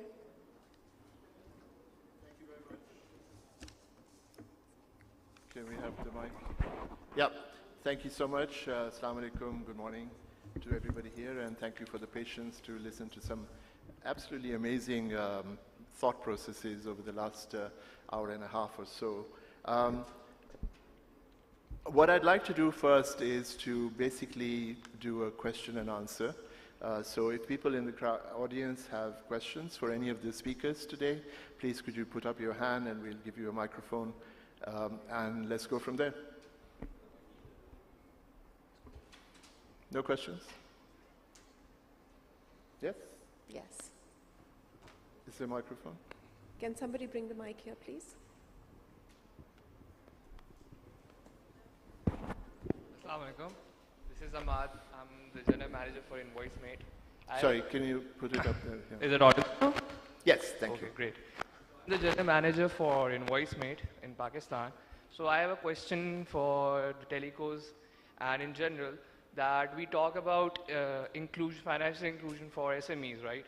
But the companies in Pakistan are sitting on such huge ecosystems, like Jazz, like Telenor. They're sitting on huge ecosystems with vendors and retailers and everywhere. And yet when we go to banks for partnerships, the banks say that we have a lot of fund that we want to give away as financing to SMEs. But because of lack of trust in the profiles, no systems, we can't do that. So my question is that why don't we, as telecos, as big corporations sitting on big ecosystems, collaborate and help them create profiles so that the flow of money can be, regulated in the country? So this is for the teleco guys. If you can just light some shade on. Michael, you're a telco guy. Yeah, if I understood the question properly, creating profiles of businesses that deal with us so that they can, and the small businesses and people who use mobile money. I think that was clearly the initial dream, and I think we've failed miserably at it, in that people do transact with us. They do take small loans. They do, and we are not very good at creating profiles for them. The whole intent of the microfinance and the mobile money industry was not to take business from the banks or the traditional banks, was in some way to create a field where we could seed growth in the use of financial services so that people could graduate into more traditional banking that had higher limits and so on, because the banks didn't want to deal with people who had very low requirements. So we've done very poorly at this. But the technologies that have been discussed today that allow us to create unalterable records of what's going on and in terms of the transactions you make, the loan repayments. We have a couple of businesses in Africa where we're doing this. We would end up at the end of a loan, even if it's a small loan for a motorcycle or so on, with a certificate that said you have paid back your loan and now you can maybe go get credit somewhere else. We've not done very well at this, but the technologies are now available, and I would think that it would be important for us to fulfill our mandate to actually create real financial inclusion and agency in the financial environment of the countries that we serve, be it here or in Africa where I am right now, to actually create a real record of those kind of transactions. Because traditional credit bureaus don't do that here, and we're not integrated into them. But so we've done a poor job at it, there's no doubt about at this point, but we should be doing better. Any other questions? Mike here, please. Should I ask? Yes. Okay, thank you very much, Michael Foley, Professor Here. Vice Chancellor of Karakoram University, Gilgit. We invited you at City University when I was Vice Chancellor there. I have two questions. What do you think is the future of Pakistan in the emerging and disruptive technologies? What is the future of Pakistan in the emerging and disruptive technologies, and what you would suggest for the universities? Well, I'm Canadian, we're humble, we don't suggest anything. I mean, we try to just think and talk and discuss. What I've come to love in the now 9 years that I've been involved with this incredible place is, and I'll give you an example of that disruptive. And this is maybe not a unique concept anywhere in the world, but I had two young men come to me from Peshawar about a month after I got here. And they came to me, one of them was hearing impaired, and they came to me with a smartphone, and they came to me and said, now we've got a headset, and we've got a microphone. And we've run a program on Android to test the hearing of my friend here that is hearing impaired. And then with any reasonably cheap phone after that, we can take that algorithm, put it in the phone, and this becomes a portable, cheap hearing aid for anybody that doesn't have it. Now, at the time, we had an incubator. We gave it to the incubator. I've lost track of what they've done. But over and over and over again, be it in birth registrations, be it in flood relief when I was at the Ravi River, not the floods that just happened, but the ones a few years ago. The ability to innovate and create is really strong. And it's because, invention is, comes from necessity. And there is a lot here. So I think mobile financial services have done very well here. For a while, we were the largest outside of maybe Safaricom in the Chinese market in terms of mobile financial services. I think we've not continued to innovate to the point that you were making earlier. I think we need to continue down this area. And I do think that the horsepower exists here in the men and women coming out of universities to look at these new technologies that we've discussed, be it generative AI yesterday, which has exploded and surprised everybody. That's assisted intelligence, it's augmented intelligence, it's artificial intelligence, it's alien intelligence. All these things that come out, and all the things we talked about, blockchain and metaverse and so on. I was so chuffed to see not an entertainment business, but an actual financial services company come up with a metaverse iteration of what they're doing. We just need to remember, yes, there's a fire in the kitchen, we have to put it out, we have to rebuild the kitchen, but the world is moving up at a faster pace. Continue to invest in education in this part of the business. Thank you, Michael. If I could just add to that, sir. I've spent the last about 6.5 to 7 years of my life, once I came back from my very nice home in London, to run something called the National Incubation Center here in Pakistan. And like Michael is saying, the talent, the ability to create that our people have is mind-blowing. It's come and visit us sometimes at the National Incubation Center and talk to some of the startups and the wonderful things that they are creating at the moment will absolutely answer the question that you're asking at this point in time. Thank you.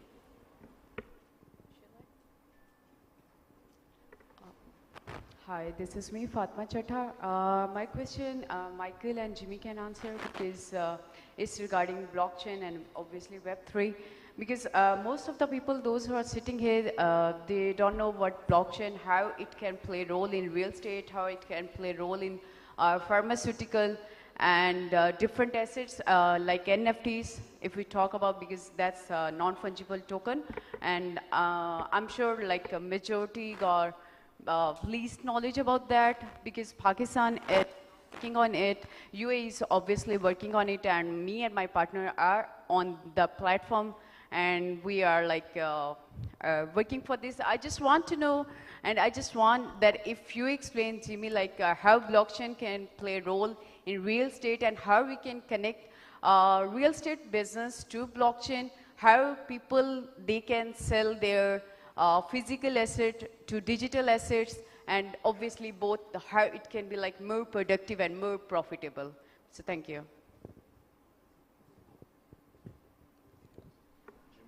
Jimmy, would you want to do that?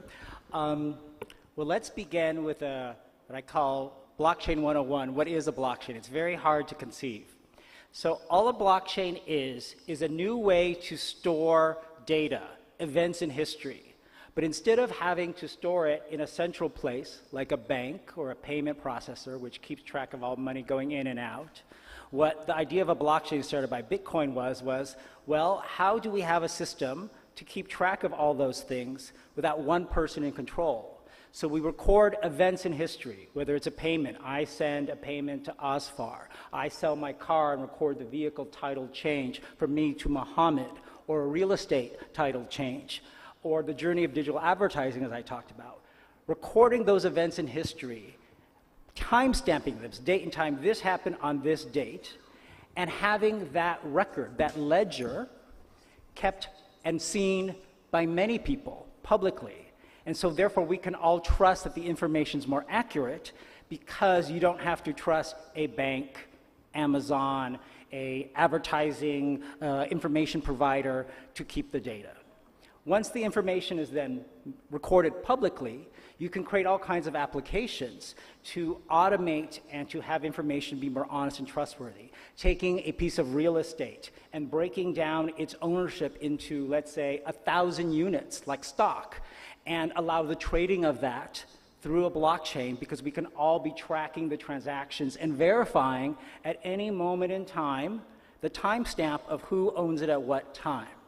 So it's first understanding this basic principle, what a blockchain is, and getting past all of the crypto clutter and all the craziness of the blockchain industry, and seeing it as a new way to record events in history that everyone can see, feel is honest, and interoperate with. And that opens up ways to manage invoices, so we can all see the journey of an invoice and I have to call them and say, hey, did you pay my invoice? Oh, it's an accounts payable. We can all look at it on the same system. It opens up ways to fractionalize and tokenize real estate so that you can sell part of a building, not the whole building. It opens up ways for the government to manage citizen identity data so that the biggest thing it does is break down data silos. Our world works now where, let's say, different government agencies and different companies all keep kind of the same sets of data in different places.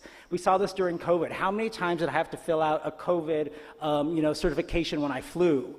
Wouldn't it have been better if my COVID vaccination information was recorded, encrypted on a blockchain, and every time I took an airplane flight or moved into a different country, their data system could access the same record, viewable, that verified this is the date and time I got my COVID vaccination and therefore it's valid in your country. It opens up the ways to improve the honesty, verifiability, and efficiency of data and business processes. We have two questions here, I think. Here's one. Sohail Saab, you've been wanting to ask a question. Oh, okay. So this is Moeen Bartley. I'm with Think Build Scale as well as with the SERP, Center for Economic Research in Pakistan.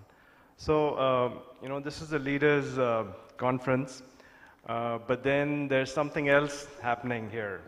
in this ecosystem, which is that we have funds, we have venture capitalists checking out Pakistan.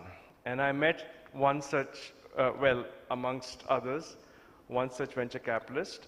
And I asked him, so what's stopping the money from rolling? And he mentioned something very interesting. He said that the local funds and investors aren't investing.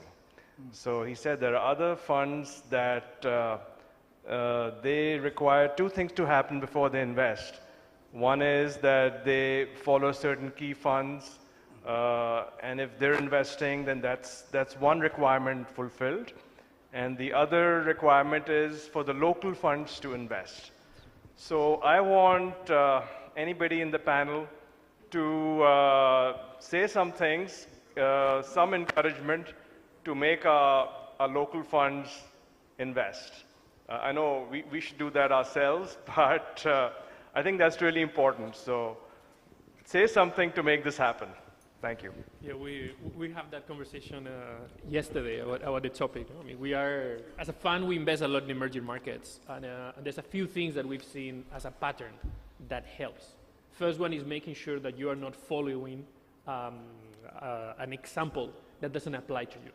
So trying to build something with European or American companies as a reference in emerging markets, it's not going to work.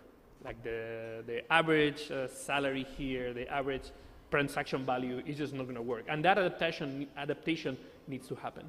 There's a playbook on best practices that is different. And eventually all of these leads to something that is fundamental. You need to have a viable business that can grow. First, that can create value. Second, that can be sustainable economically, with even more requirements here than the ones you will have in other parts of the world. And it needs to be like trustable. But this element of trust has factors that are not in control by founders and entrepreneurs. There are factors that are totally related to the economy or the macro situation of a region. Then if that region might be going through ups and downs, but it has potential, then there would be investors that would be uncomfortable with that risk, but there would be investors a bit maybe long-term that have trust that will work. But the key element there is there's a need for local trust. And that's where yesterday we had this conversation where many of the portfolio companies that we backed in Pakistan, they did all the hard work. They transformed their businesses, they optimized, and they worked super hard to create very solid businesses. But when they go to try to get access to more capital to continue expanding their product, not just within Pakistan, potentially outside also, and become these global players that many of us have been talking about during these days, they have that limitation. They have the limitation because they don't have the local trust. So we're walking the talk. We are doing part of our work not because we are a charity, but because we think this is something that will allow us to do actually have a financial return, and doing that by also doing good. But there's a need to have more support. And at the end of the day, not everything in the world is a financial return. But there's a need sometimes to look a bit mid-term or a bit long-term to find this opportunity. So you can check a lot of the investors that invest in emerging markets. They also have a track record. It's not in the blockchain, so you can check, but it's all publicly visible, and you can check how things are working. But definitely, this is something that the community needs to encourage. And Jimmy shared some of the best practices that have been implemented in Nigeria. Many other parts of the world, they've implemented these solutions to help out, to minimize the financial impact, to try to create some incentives to help. So this would be definitely something that will help a lot the startup industry domestically. So if I may just add, the glass is also half full, because between 2020, 21, and 22, over $830 million worth of venture capital funding has been invested in Pakistan in startups, and most of it is ongoing at this point in time. So there's both sides. So the question you asked is very valid, but other than that, there is an upside as well. Thank you. Yeah, I'll just add on this point of like even last night we had a chat, and I asked him, or rather requested him to add some slides about to how the VCs work. So this will be kind of an education. And that's what my point is, that these are new terms when it comes to the Pakistan economy. Udhar was already there, so we are just trying to formalize it in bringing in VoiceMate just to formalize that Udhar and make it a more credit scoring and other like features in it. So investments are also happening in different, like not just in the case of startups, but of course in businesses. Friends and family, they join, and then of course one is just bringing the investment, other one is just being a player of action and all that. It's been happening there for almost every, like since the beginning, but we just need to formalize it in the new format.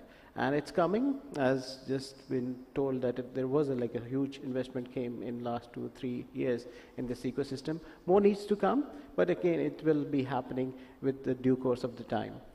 Can I address this really quickly, because it's very important? Because people want foreign investment into developing countries. Let me give you 3 practical tips I've seen from Vietnam. 1, government tax and other incentives to form investment funds, right, from both local and foreign. That gets them too. Second, I've seen in Vietnam a surge of Vietnamese people who were raised overseas, like me, returning to Vietnam to either live or work and creating funds in Vietnam. So I encourage you to find Pakistani people who've been successful in other countries and talk to them about creating a fund in Pakistan, because that is one way I've seen Vietnam do it. And finally, try to get people participating in regional funds. Meeting with a lot of investors in Vietnam, some of the funds are not in Vietnam, they might be elsewhere in the Southeast Asia region, but they have a mandate to invest across the region, including Vietnam, and that helps other foreign investors from other countries feel comfortable. It might not be a native Vietnam or Pakistan fund, but if it's a regional fund focused on the region, including Pakistan, that helps a foreign investor, let's say from the UK, be more comfortable investing. So those are the practical things I've seen from Vietnam. And I'd like to still add here, because we had the same problem in Finland as well. We did not have a funding ecosystem like Silicon Valley or Israel or China. So what happened is that from the gaming industry, for example, there were people who started with very small amounts. My friend started a Sisu Ventures fund, for example, with 1 million from their friends, with small tickets, 50,000 tickets to 20 companies. But then they found some successes, and the fund grew, and then the foreign investors started trusting them as the local partner, and first brought in the bigger tickets, and then the fund sizes grew. And now there are multiple local Finnish gaming funds that are over $100 million, and now they are writing Series A type of tickets as well, of 3 million, 5 million, 8 million. And of course then still like the Series B, Series C tickets go to London or New York or Asia. But I think that you don't need a lot of money to be able to become that local partner that Oscar and Faisal and so on, all the foreign VCs need, because they trust the local people to know the best. And that, at least that worked for Finland, because then these guys became the access points to find the best deals and to find the successes. And again, there were also failures, but the key thing is to, as a fund, to find one success, and then that's your calling card.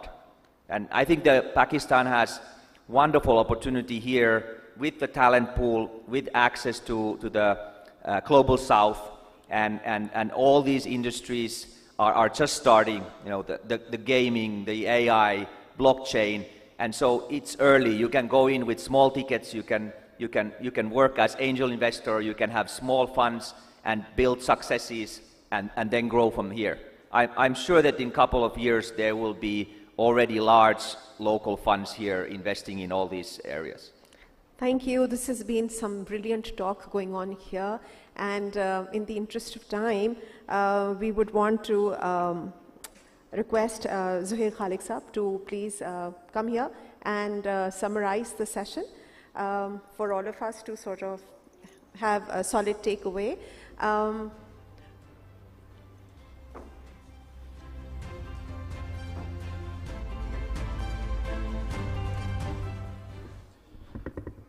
Thank you. Thank you very much. And again, a vote of thanks to all the speakers who I think did a tremendous job of deep diving into so many different areas of what digital future holds for us. So a round of applause for these gentlemen.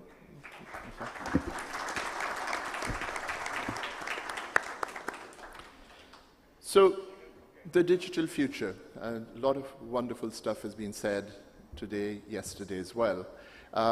And I don't want to be the party pooper here, but I wanted to leave some food for thought of what we do next after the big rethink. There are a number of issues I think that we need to take home and digest and say, how do we move from there? So the digital future at the moment obviously is, the first thing that occurs to you is that it's business to consumer. So people are obviously more and more digitized. That's how as a number of people demonstrated here, you're going to buy stuff on websites and through apps and so on and so forth. That's the external part of it. And a lot of that is already happening in Pakistan today. As I said, I mentioned I work with a lot of startups. And that's happening. So whether it's fintech, whether it's agri-tech, it's ed-tech, it's med-tech, it's e-logistics, you name it, it's happening. The next portion of the digital future is the internal inside a corporation or an SME or a business. Now, often enough, people are tempted to allocate that job to the internal IT people.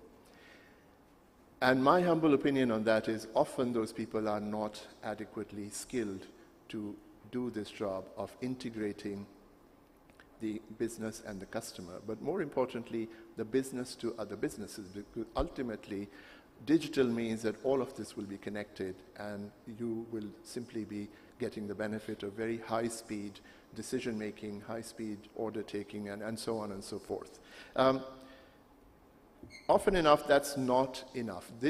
To give you a global perspective, digital transformation, the market size is at the moment projected to grow at about 19.5% year on year between now and 2026 to end up with something like 1 trillion market size, $1 trillion. Okay, so think about the scale of what's happening at this point in time. Now, coming to us, to Pakistan, and as been mentioned by Michael, who knows the country well, there's a fire in the kitchen. That's one way to describe it. But I think there are things that we need to kind of dwell on for a minute. In another presentation today, we learned that over 80% of our people are still unbanked. And yet 88% of households in Pakistan are connected through a mobile phone. So there is a dichotomy here which needs to be thought of. There's something wrong here. Is it to do with legislation? It is to do with taxation? Or other issues? And I think it merits almost a 2-day session on its own to try and get to the bottom of that particular issue. As I said, I'm leaving food for thought here, not seeking answers at this stage. Also, given the rapid pace of digitization that is happening in Pakistan as well, are we adequately prepared for the legislation around digitization and, let's say, cybersecurity? I read a survey that said out of 3,000 companies that were questioned in 14 different countries, 94% of those said that they had been subject to a cyber attack. 94%. That's huge, right? It's scary. 93% of those said that they found it challenging to implement cybersecurity inside their companies. Again, I think a very scary number and something that needs to be taken home and thought about as well. Again, the big question to me is how are we preparing for the legislation around that? Who is going to prepare that legislation? Is it going to be by lawyers in a room? With due respect, I'm not sure they have the skill set. Is it going to be by the PTA or the State Bank or whoever else it is? Those are big questions that we need to rethink and answer as well before we can actually have solid answers to make this go forward. I would come to corporations as well, most of the ones, and I work with quite a few, including my telco friends in the country as well.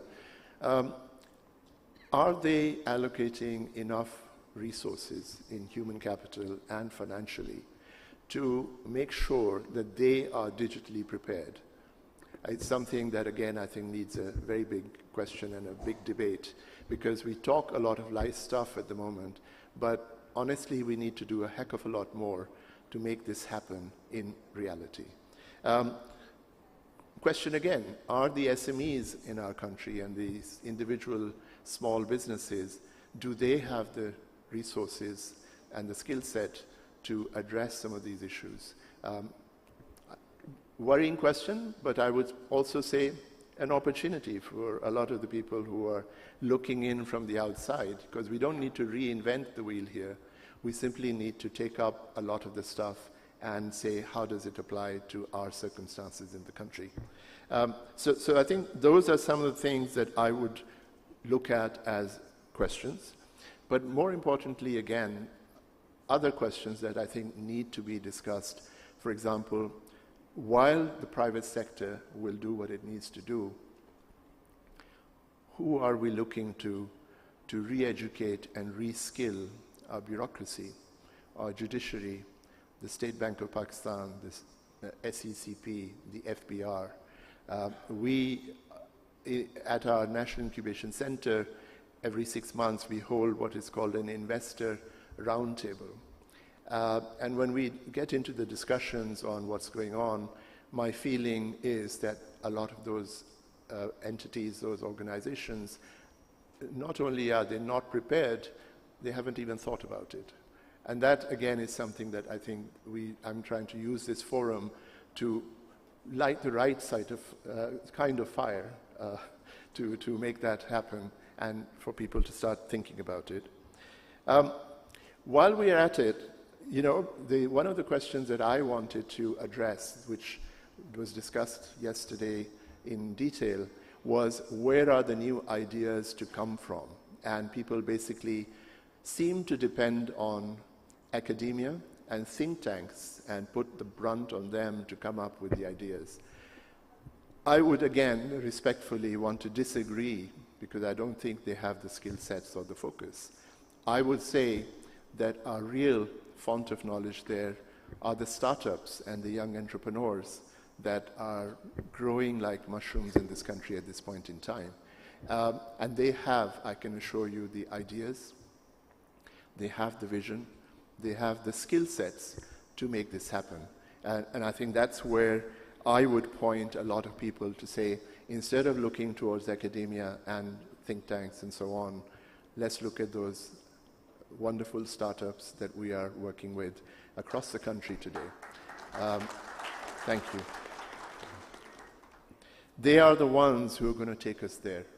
I've had the privilege of, and having rained a bit on everybody's parade here, I'm just going to leave you with a little bit of a thought. I've had the privilege of working in many countries in the world, in the UK, the US, the UAE, Bangladesh, Jordan, Algeria, Tunisia, a little bit of Iraq just after the war, and Singapore. And I would want to, maybe I'm a little bit biased, but I would like to put down here the fact, ladies and gentlemen, that we have some of the most wonderful, talented people that we could ever come across anywhere in the world. And not only that, they are committed to working hard and making things happen. So that's the upside that I'm going to leave you with, that while there are a lot of questions and lots of things that we need to address and we need to worry about, the bright star here is that we have some amazing startups from across the country who are making things happen. Let's give them the benefit of the rethink. Let's include them in the rethink for the future. And those people are the digital future that we are looking towards. Thank you.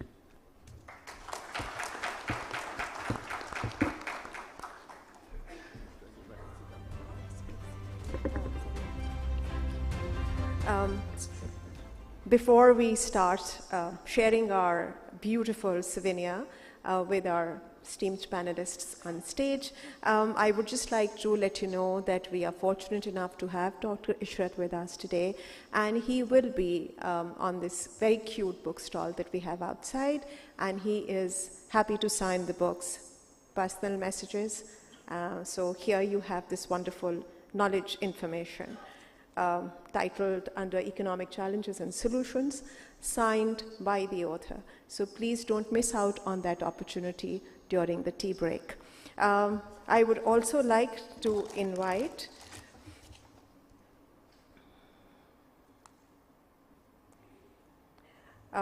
Dr. Muhammad Akram Sheikh on stage. He is the former Federal Minister, Deputy Chairman, Planning Commission of Pakistan. He has also served as the Federal Secretary of Ministries of Communication, Water and Power, and Industries and Production. He has headed some of Pakistan's largest public sector industrial establishments, including State Engineering Corporation, Pakistan Steel Mills and Heavy Mechanical Complex, HMC. I would also like to invite Dr. Ishrat Hussain on stage for our ceremony. Asfar, Ali Akai, if you could please join us, and Osman, if I could request.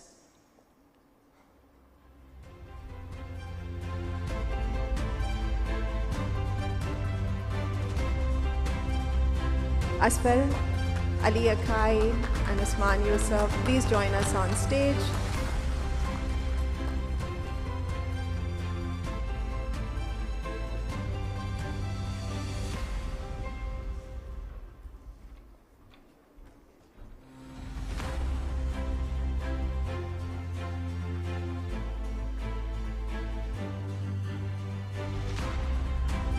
I would request Akram Saab to give away the first three books to Muhammad Salman Anjum. First three recipients: Muhammad Salman Anjum, Juni Karanan,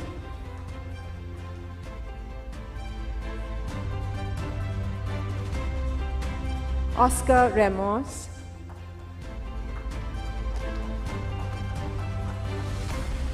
Oscar Ramos. From Akram Saab, Oscar, please come in front.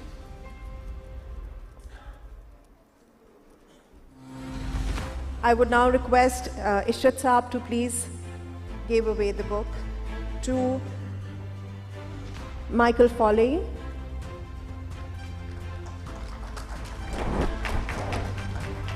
Jimmy Wynn,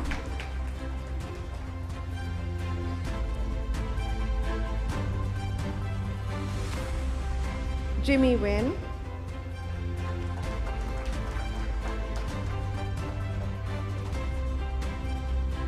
and Zuhaira Clark Saab.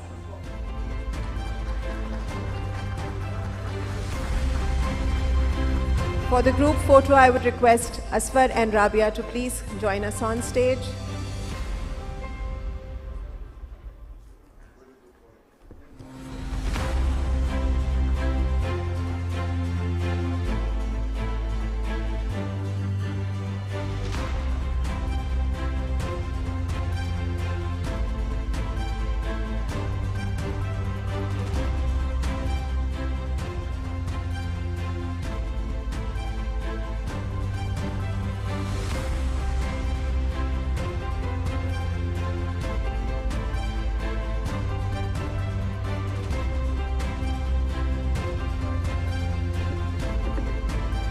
And before we break for tea, thank you everyone.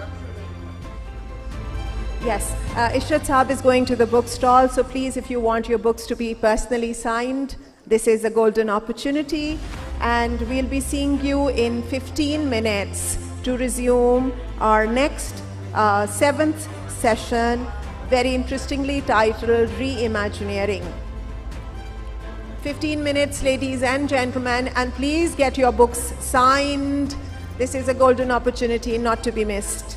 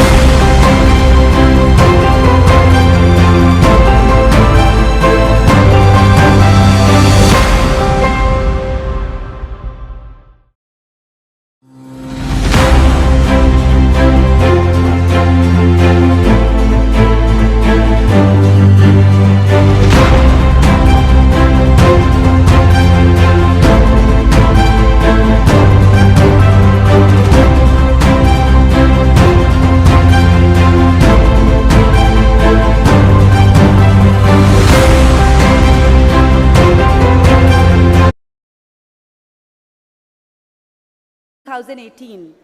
70 years to get to 12 million.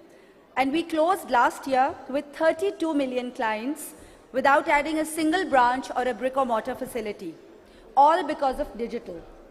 So digital is the era of hyper-communication. It is, your internet actually performs the role of your primary entertainer, your food guide, your payment solution, your travel agent, and an all-round source of knowledge. The digital age has completely changed the world as we knew till about a few years ago.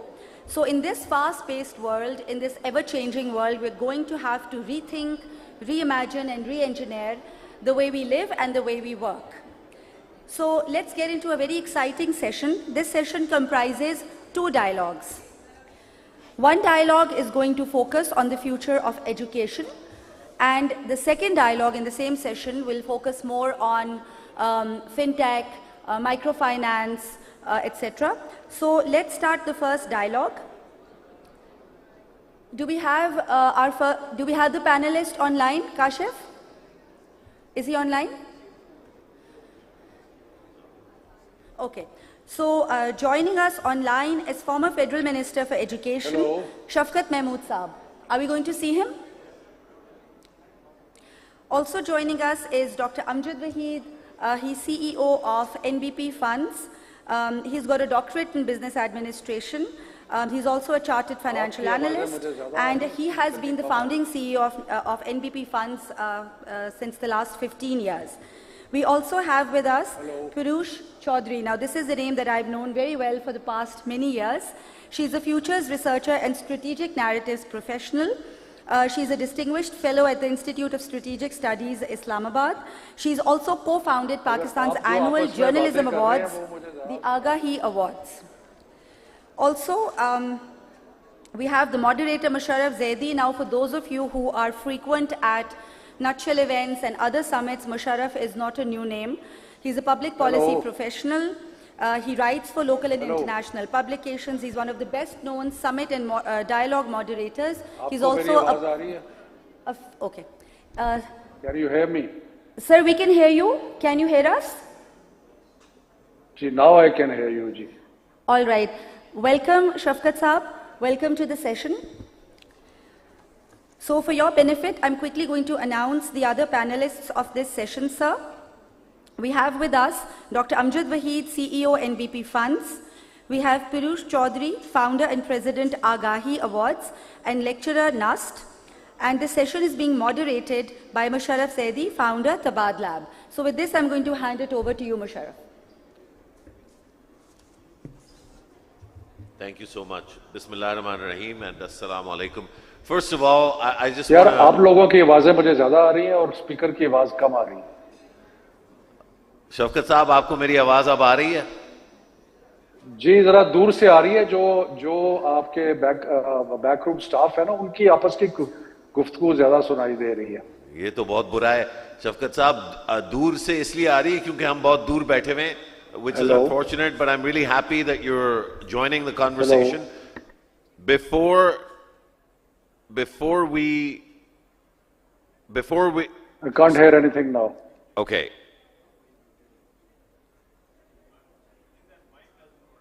You know, the mic works, but the pickup for Zoom is from the laptop wherever it's being conducted from.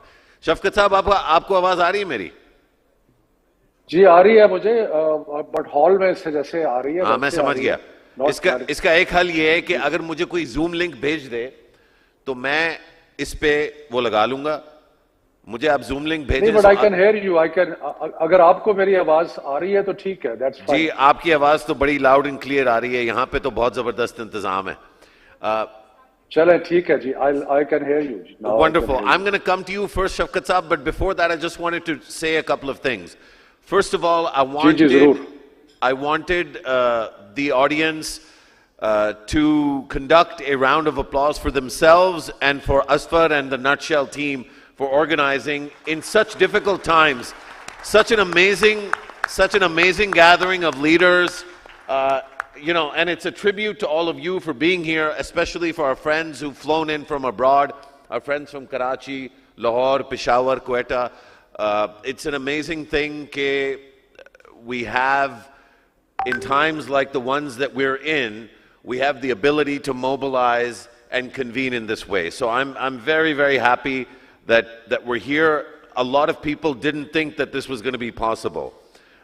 So the fact that it is a tribute to Nutshell, to the organizers, to everybody involved, to the sponsors, and to the panelists. Shafkat Saab, in particular, I think a great sort of nod of acknowledgement to you for agreeing to participate with the full knowledge, as everyone knows, you know, the political situation that you face in particular and that your party faces. So I'm especially grateful to you. But just because you're facing difficult times, as your old friend and comrade, you know that I'm not going to go easy on you. But let me start with the softball, and then we'll make it more difficult. I'll start with you, then I'll go to Pruesh, then I'll go to Amjad Saab, and then we'll do shorter, quicker questions, and you can jump in whenever you feel like. I wanted to start with you, Shafkat Saab. Alhamdulillah, you had a chance to be the Minister for Education for almost 4 years, just above 4 years. I saw and personally witnessed your own efforts in trying to do some interesting and important things, and you are aware, of course, that many friends of yours agreed with you on some things, disagreed with you on other things, took you to court on other things. But stepping away from the minutiae, when we talk about the future of education, if you were to go back in a time machine and you knew everything that you know today, I wanted to start by asking you what it is you might have done differently, or what new things would you have done as Minister of Education for a federal ministry in a country where education is a devolved subject. So acknowledging that, and everybody here knows that, what things might you have done differently to better prepare Pakistan for the future, particularly as it relates to education? Shafkat Saab. Well, thank you very much, Sharaf. First of all, let me begin by thanking Asfar and Nutshell for giving me this opportunity. I wish I was in Islamabad, but I could not travel for different reasons. So what could I have done differently? Well, many things, but let me begin by saying that one of the things that you have to guard against when you get into the positions like a minister is that you have to be careful that you don't spread yourself too thin. So it is important to identify your priorities and then just go for it. Of course, there are limitations, especially at the federal level. Education being a devolved subject, you are more like an elder, if you can call it that, if the promises are willing to work with you. And we did, because I made the Interprovincial Education Ministers Conference, made it a very viable, vibrant institution. And particularly during COVID, when we had to take decisions regarding closure of schools, exams, this, that, and the other, we were able to coordinate a national effort. But very quickly, the things that I did focus on, but would like to do more if we're given another opportunity, is obviously out of school children, because we are now becoming almost 25 crores. And the number of out of school children, which we variously estimate at 20 million, could be probably much higher than that. So we have to put in as much effort as we can to make sure that this becomes a national priority. And all the promises are on a single page as far as dealing with the issue of out of school children is concerned, and then allocation of resources, etc., etc. And I needn't add that, that out of school children, actually girls are more out of school. So while we are focusing on that, we have to make special arrangements. I'll briefly talk about that also. Secondly, of course, is literacy. Our literacy rates are so languishing, and particularly female literacy, because lack of female literacy has many repercussions. One very important repercussion, which has been documented through various research, is that female education reduces birth rate. So one of the things that we have not been able to do over the last 75 years, which is to control our birth rate, even that is by increasing literacy, besides many other benefits. And I'm trying to squeeze what I have to say rather than going into detail. So you have to focus on that. The third thing is learning poverty.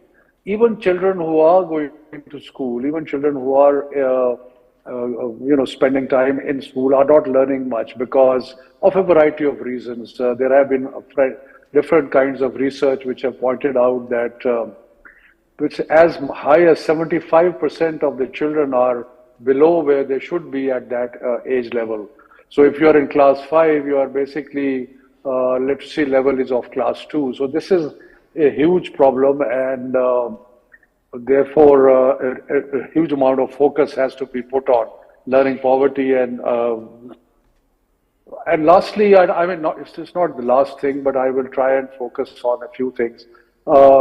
Our education system is terribly divided. Here we are sitting talking in a language which is alien to most of the people in the country, because we have been fortunate in having a kind of education which is denied to a very vast majority of our people.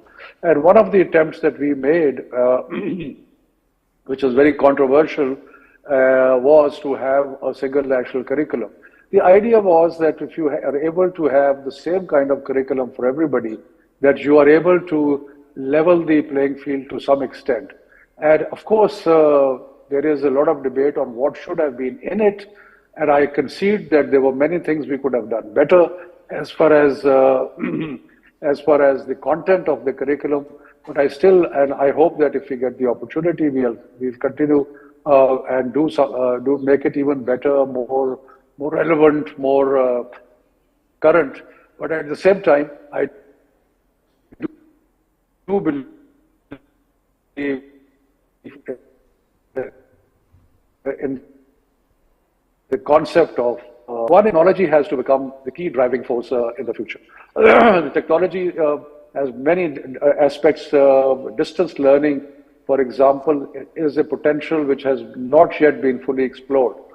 It is possible now to obviously to beam a lecture or beam a talk or a lesson hundreds of miles away to a rural school, provided we have internet facility and provided we have some kind of gadgetry on the other end to receive that signal. And we did some experiments on that, and I was very gung-ho about it, that we must, technology to my mind is the future.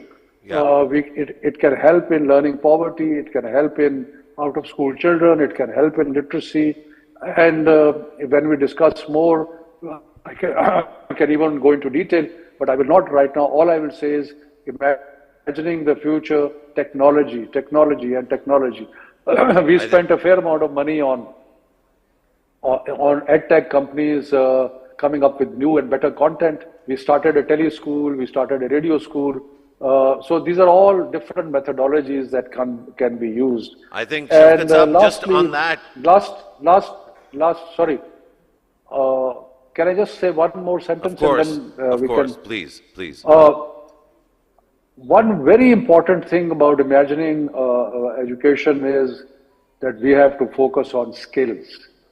Now, with this burgeoning population, with huge degrees and these things are important, but skills are more important. So even in higher education, even in school education, we have to now give a full throttle effort to skills and all kinds of skills, high-end skills, low-end skills. In our government, we spent 10 billion on it, and the response was absolutely amazing. You can go to DavTech and see the figures. And especially the employment ratio of people with high-end skills went up. So focus on skills, technology, clear priorities, and then we'll be able to tackle some of these things and make things better. Thank you, Shafkat Saab. I think that was really a fantastic response.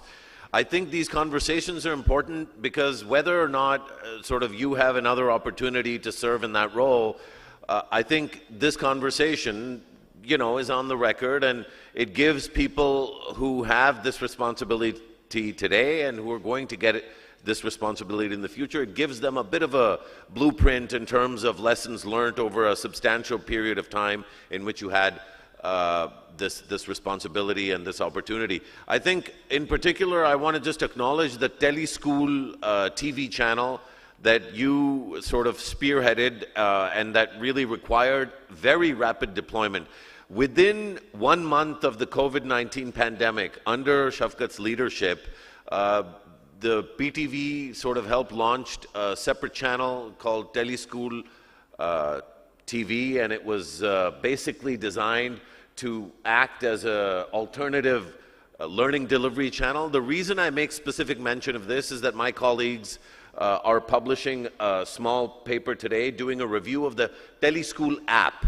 And the reason I wanted to mention this is that the new government, even though they disagree with the previous government, with Shafqat's government so strongly, and there's such massive polarization, they've not only continued the Teleschool TV channel, but they've now supplemented it with a smartphone app. It's available in iOS and in Android, and it holds the same name. It really repurposes a lot of the content. It adds new subjects to the subjects that were already available. And this reflects to me the importance of these conversations. And again, I would say congratulations to Asfar and the Nutshell team, because this continuity is really, really vital. Next year, if there's a different Minister of Education, either former or serving, we'll be able to go back to them and talk to them about this continuity of the Teleschool initiative. So I wanted to take a couple of minutes to go into this detail, because I think these narratives, rather than these fabricated narratives of who's better and who's worse and, you know,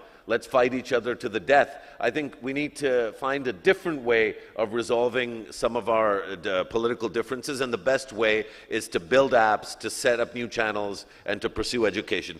In that light, Pruesh, you've been working on futures. I think you're the only, to my mind, person that is solely dedicated on this. You know, there's lots of us that pretend that we're engaged on the question of futures, but not only have you worked on it for a long time, you've also been leading it, and you've been engaged with the international conversation as well as the local one.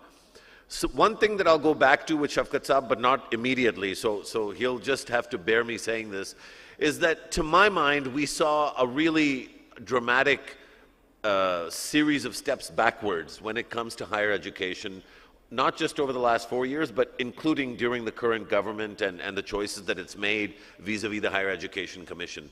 These choices don't seem to be consistent with what's happening through Singularity, for example.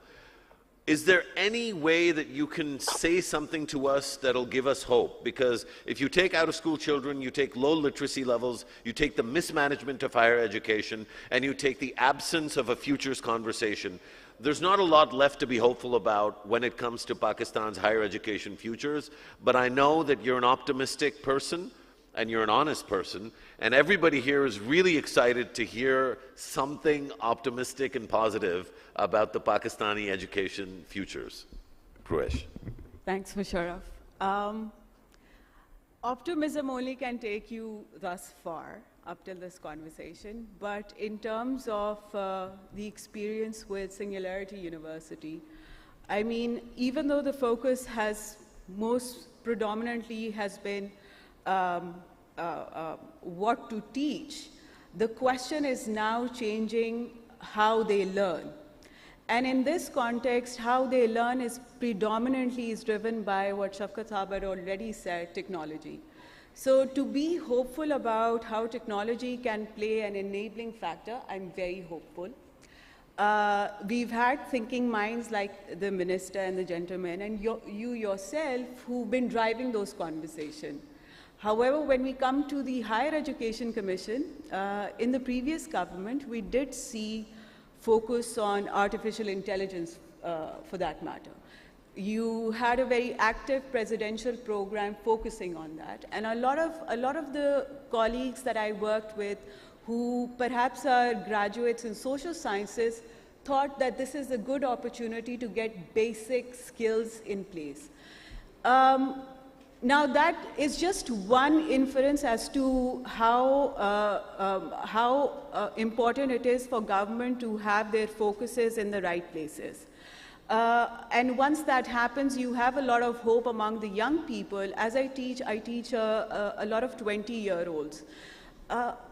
The sort of pedagogy has changed. I mean, they're not going to learn the way you think traditionally they were going to learn. My classes at Singularity University, if Ray Kurzweil is going to come to the class and teach us something, he's not going to teach us because, there are some standard facts. He's going to help us understand the concepts.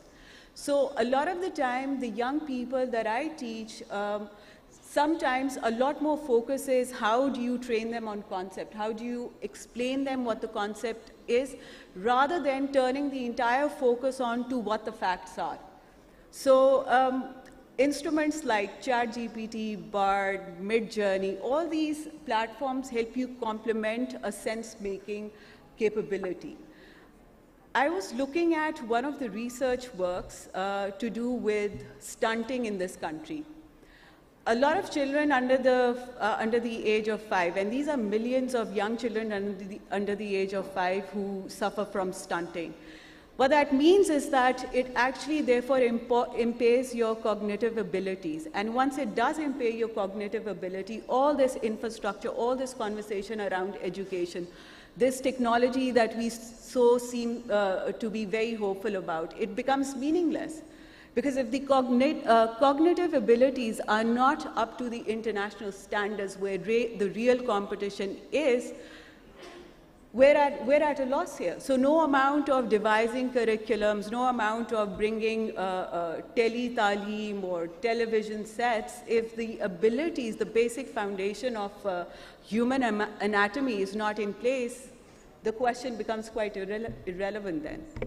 So you've really segued perfectly, I suspect, because you know all of us so well, into really what I wanted to present to Dr. Vahid. I just have this notion of the hope invested in, for example, technology.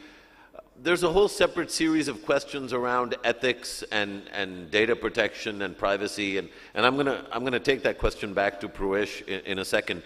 But this warning that she issues, that if you have a huge number of kids that are malnourished, you have a huge number of pregnant mothers that have a nutrition deficit that is causing prenatal cognitive deficits in yet to be born Pakistani children. You have fertility rates that have not slowed down in accordance with the rest of the world, and you have female labor force participation rates that are so low that they are guarantors of continued high fertility rates. Now, all this, of course, is deeply connected to the idea of the education future, because how many children need to be taught in schools, public or private, and I want to come to that question as well, is almost redundant when the quality of input is as challenging as it is. When you and I have talked about out-of-school children, we've disagreed on whether the private sector is a viable instrument to bank on writ large. Where do you see us standing today? I mean, you and I have been talking about this for 10, 15 years. We've seen some progress, but we haven't really seen a step change. What would change over the next 15 years that hasn't changed over the last 15, maybe through technology, that would give us hope? Dr. Vahid. Thank you, Musharraf. Yeah, we have been talking about it for years, and unfortunately we are way behind. I would start with some numbers. You know, we talked about the quality, Paresh did. I'll talk a little bit about the quantity as well.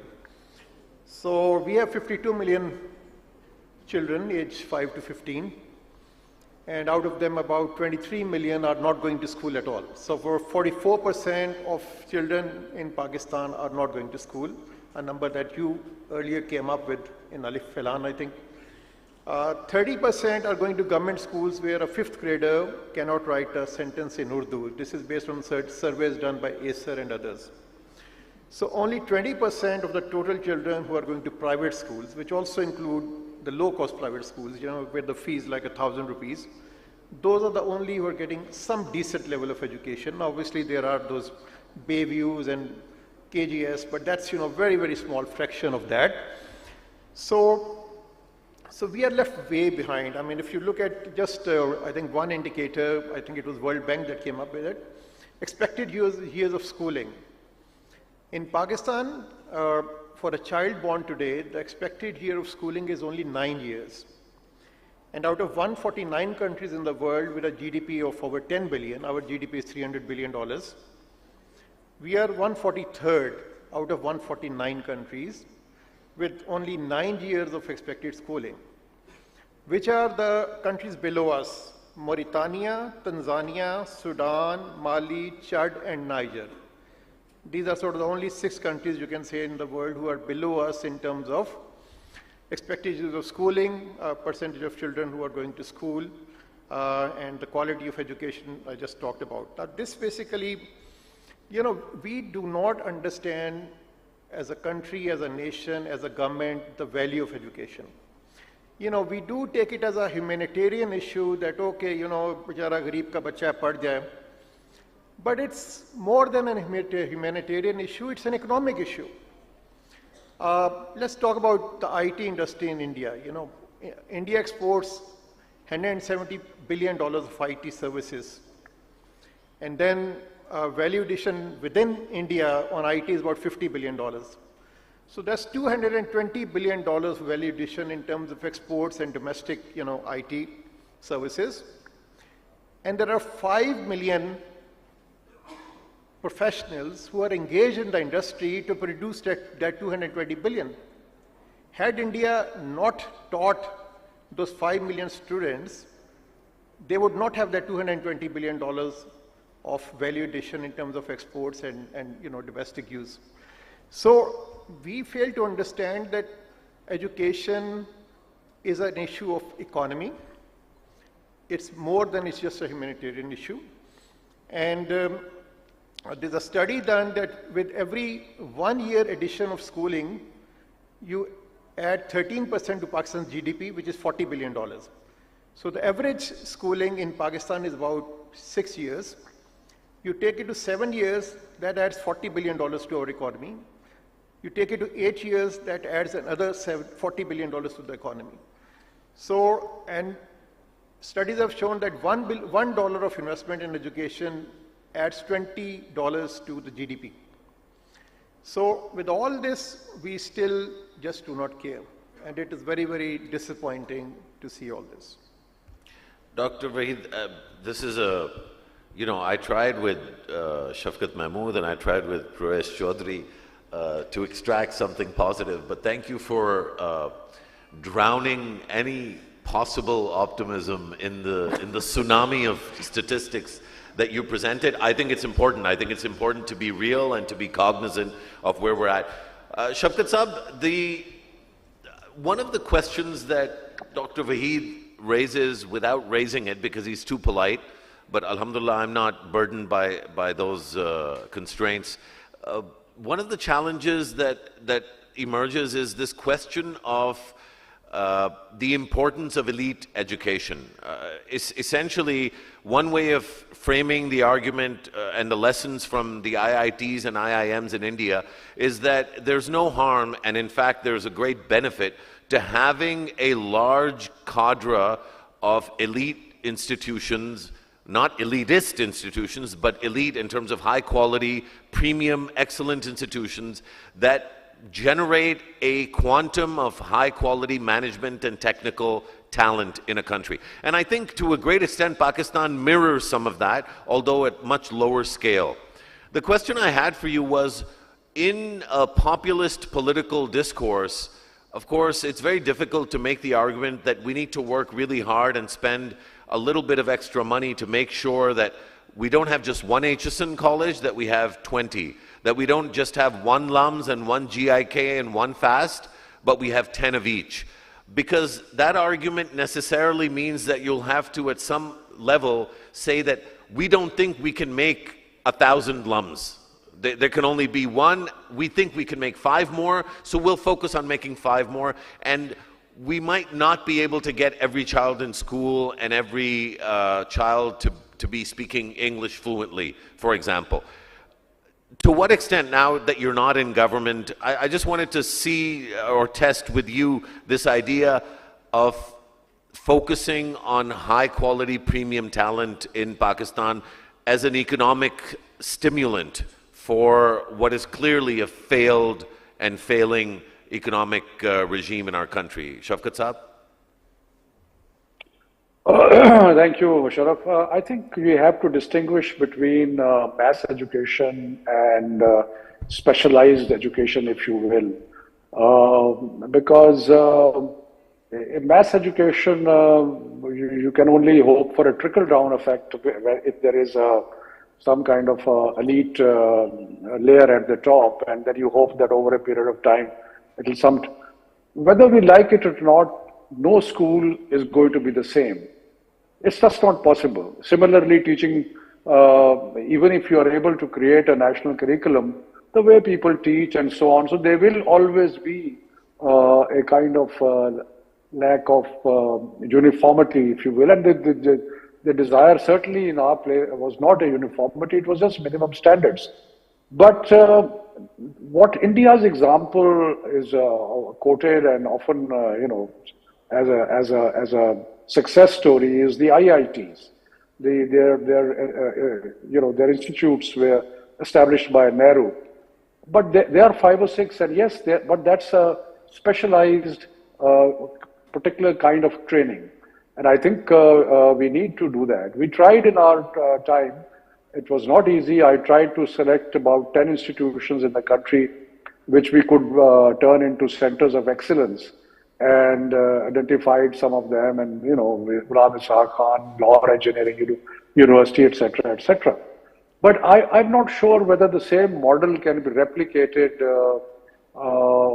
at the school level. I think that whereas there will always be elite schools, there will always be better teaching methodologies in the cities other than the rural areas. But the effort has to be to focus as hard as possible on reaching out to as many children with quality education as possible. So I don't know whether, and as I said earlier, again, the whole approach to my mind has to be skill oriented. So even if you do create more institutions which are elite institutions, they have to be skill oriented institutions. That's a fantastic point, Shafkat Saab. Pravesh, one element of this debate that isn't, I think, again, in the interest of politeness, we might not talk about it as openly as maybe we should. It has two dimensions. One we've talked about, elite institutions versus, let's call them non-elite institutions. And I think we're a little bit shy about wanting more elite institutions, which I'm not sure we need to be. I think, let's not call them elite, but institutions of excellence where you take higher quantum talent. So LIIBS has a program called NOP, where they select people who can't afford LIIBS, but who are brilliant, and they give them that sort of boost. So, I mean, that sort of a thing I'm not sure is necessarily problematic, although lots of Marxist friends would argue that it is. The other sort of maybe difficult conversation is the generational one. When you have a country in which the median age is 23 and a young woman like yourself is trying to speak about futures, but all the administrative leads in all the ministries are above the age of 50, 55, in most cases 58, 59, when the leadership of the country, and by the way, this is the entire leadership of the country, is above 70. So even the very handsome and very young leader of the country that was supposed to be our saving grace was 60-something when he took office, and I believe he's crossed the grand threshold of 70. Is it possible for a country that has a median age of 23 and a leadership with a median age of, let's say, 70 to possibly solve for futures? Is there a structural issue there, or am I just being ageist? Yes, that too. But having said that, looking at a public policy challenge is a generational thing, yes. As far as what you've said, like when you're speaking to someone from the bureaucracy or the government, the challenge isn't as much as that they are unwilling to do things in the right direction or in the right manner. The challenge, as I said even in the earlier comment, is that the conceptual understanding within their own context is so weak that to understand how a 20-year-old or a 23-year-old would view an issue and would solve that issue is something very incomprehensible. And one of the reasons is that ye chote hai, inhe kya pata. So a week after Bard had, a week after I think it was ChatGPT had actually hit the public sphere, I had a following week, I teach Stratcoms at NAS, so the following week I had a session with the kids knowing fully well that how ChatGPT works. So one of my initial, and perhaps it's a question for all of you also, how many of you people have actually experienced ChatGPT by show of hand? Now, similar number, even in a class of 30 students, all in the age bracket of 20. What I had to do, not to hold that against them. So you cannot hold technology against a generation that grew up in that environment or that context. What I had to do instead was change the way I taught them concepts. So that fundamentally meant more collaboration, more peer-to-peer learning, more project-based thinking. That effort, that learning capability kind of stops. We think because we've graduated, we've had a degree, we've had certain skills, understanding new concept is not important. Learning what's happening around the world is not as important as just knowing what it is. So the distinction between knowing and understanding is quite vast. Once we are able to comprehend that, bringing in the generational factor, and making more problem solvers for the future rather than the ones creating issues. Great, that was a great response, and it was much more diplomatic than I would have been able to do, so thank you for that. That was excellent. Dr. Waheed, I want to come to you, and then I'll go back to Shafqat Saab for one question, and then we'll open it up, and we'll try to wrap on time, because I've been told by Asfar that that is absolutely non-negotiable. Dr. Waheed, this question of, I mean, you've laid out the data points. I don't want you to do that again, because that was really depressing. But what I want you to do is maybe point towards, with that quantum of challenge, what are the likely avenues and channels and pathways through which we're going to see solutions? I don't think anyone here expects us to overcome these really profound challenges in a matter of months or weeks. I mean, we leave that to irresponsible politicians to promise days, weeks, and months. This is a years-long journey. It is for most countries, any country really, especially we're, alhamdulillah, 250 million people. We're a very, very big country, and so I think patience, which is not such a happy thing to say to a country with a median age of 23, but we will require patience. So notwithstanding how long it takes, what are the pathways through which we're going to address basic schooling, technology, and a generational transition in leadership? Okay, so Musharraf, at government level, first thing is basically, education is expensive. It needs resources. And we spend about 1.5% or 1.7% of GDP on education. If you look at the average for even developing countries, it's more like 4%. So, so many out-of-school children, I'll not repeat a number because maybe I've come out with too much numbers. We need to send them to school.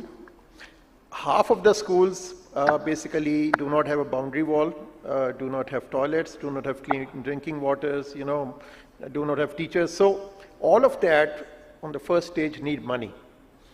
I mean, what India did, again, several years ago, I don't know, 15, 20 years ago, they imposed a 3% education cess on all types of income, whether it is income tax, customs duty, sales tax, whatever. The state imposed a 3%, and that got them trillions of rupees, So first of all, we need to increase the budget. Now, provincial governments are spending 20-25% of their budget on education. They can do better, but I think federal government still has a role to play. So that's one thing, to build new schools, to improve many schools where they're almost sort of falling down and so on. The second thing is accountability. Even in government schools, there has to be accountability of the politicians, which generally does not happen in Pakistan. We should hold them accountable if the education or schooling rate does not go up. Bureaucrats who are engaged, the principals and the teachers.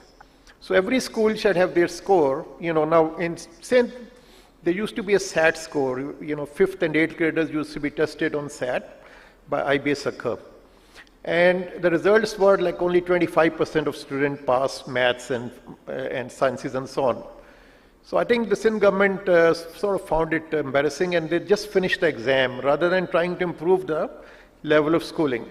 So it's important that for accountability, there have to be standardized exams in the 5th grade, 8th grade, 10th grade. And those schools where children are not passing exams, the teachers and the principals should be held accountable. Now, if you fire any teacher, he just goes to the courts and get a stay. These things need to get worked out. There has to be accountability. There has to be resources. And then obviously teaching these millions of students who are out of school, I think that's where we cannot build more schools, looking at the economic situation of the country. So that's where the public-private comes in, where maybe government can give a 1,000 rupee voucher and a poor parent can take their child to a low-cost private school. So that's the third option, to try to send more children to school. I'll stop here. It finally came, the point of departure between me and you, and me and Miftah Ismail and many folks that are in favor of these vouchers. I'm going to bring the last question to you, Shafqat Saab, and it is around this this notion. I don't want to be offensive. I have strong views on the role of the private sector versus the role of the public sector.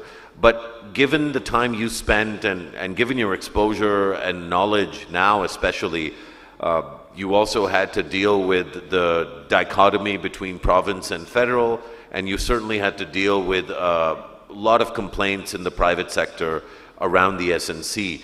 What is your view on the viability of this idea that somehow the private sector can be enough of a force multiplier to address the really key questions: learning poverty, which you mentioned, school enrollment, which you mentioned, and literacy? If those are the three big challenges, what additional role do you think the private sector can play, and where does the private sector actually not have a role? Shafqat Saab.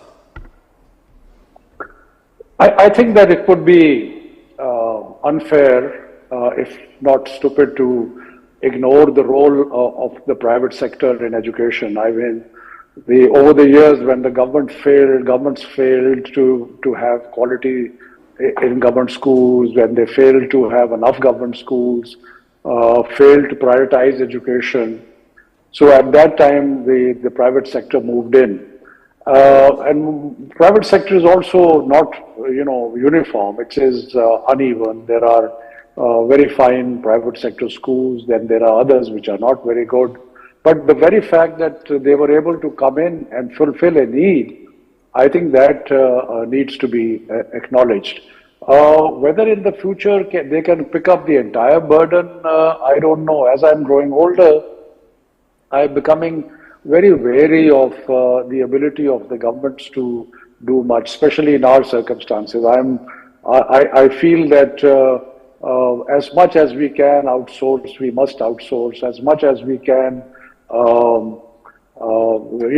take away from the government, not add to government, but take away. But that does not mean that government role finishes. The government role will always remain huge in a country as large as ours, as you said, 250,000 people. Private sector cannot just do it on its own. So the government has to step in, government has to address how to school children. It has to make the investment in technology, because we keep talking about technology, but that requires a huge amount of investment. One, you need connectivity all over. Second, you need gadgetry and all kinds of things to receive the distance learning methodologies. You need to, it's really a very female education. Technology gives you an opportunity to do it there at home. Girls always, one of the reasons we found that there was dropout rates, high dropout rates among girls was because they did not want to go away from home. So there are so many things that can be done through technology, but I think the government will have to take a premier role in that, and without that, the challenge that we have cannot be overcome. And as far as, you know, I am much older than the rest. I'm 74, so maybe the time has come to say, okay, enough of politics.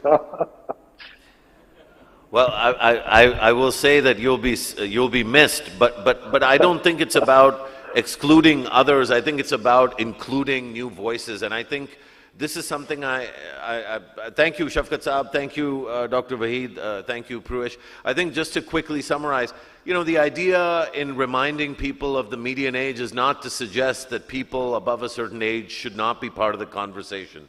The idea is that people below a certain age absolutely must be part of the conversation. People on the wrong side of the gender divide, i.e. women, need to be part of the conversation. I think the other questions that we need to ask are capacity related. Does the government have the capacity to engage in public-private partnerships? Does the government have the capacity to regulate a more robust and more engaged and more responsible private sector? Is the private sector motivated by anything other than money? And if it is motivated by money, is part of its profits subject to the kinds of taxation that nobody in this room wants to talk about, because of course you all feel that the taxation burden is already prohibitive and disruptive to your ability to conduct business. And if that's the case, then how do we create a taxation regime that enables the growth of technology, that enables better nutrition outcomes, because we're interested in every child going to school? For that level of coherence, education can't be a one-off conversation in a two-day conference. Education needs to be the thread that connects every single conversation in these conferences. Having said that, I must once again thank the organizers for giving, in a corporate conversation full of CEOs and people concerned with keeping their businesses afloat in times of great uncertainty and great government incompetence and mismanagement. I'm saying this, not the organizers, so I'm responsible for my words, not the organizers. But in a time like this, the fact that we're able to still talk about education, the fact that we're able to have reflective public leaders like Shafqat Mahmood who are able to identify things that they could have done better, and I'm not going to embarrass him by adding to that list of my view of what he could have done better, but I'm grateful that he gave us a list, and we have people who are very thoughtful about these issues, even though they're not formally part of the sector, and we have people who are thinking about the future and really are the future of this sector. So I think another round of applause for the audience, for the panelists, and for the organizers. And with that, I will ask the organizers to take over again. Thank you. All right, that was great. Thank you so much, Shafqat Saab. Thank you, Amjad Saab, Pirush, and Musharraf. Thank you for not saying things that were at the tip of your tongue, and thank you for saying everything that you did. So, of course, issues like education are at the core of every society's development, and it is directly linked to economic development as well. I hope that in future conferences and summits, we will, inshallah, also be talking about other issues that are sort of that feed into business objectives, economic development, just like education. So now I would like us to present some tokens of our appreciation to our worthy panelists of this session. For this, I would like to invite, firstly, Mr. Kabir Naqvi, President and COU Microfinance Bank, to please, on our behalf, present the book by Dr. Ishrat Hussain to our panelists. Please, can we have the first book? All right. So, ji aaiye, please.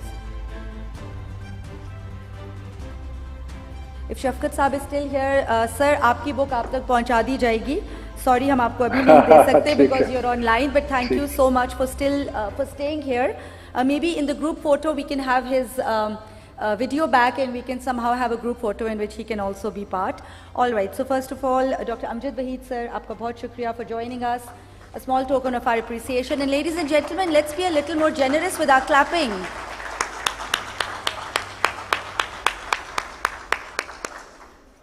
All right, next, Purush.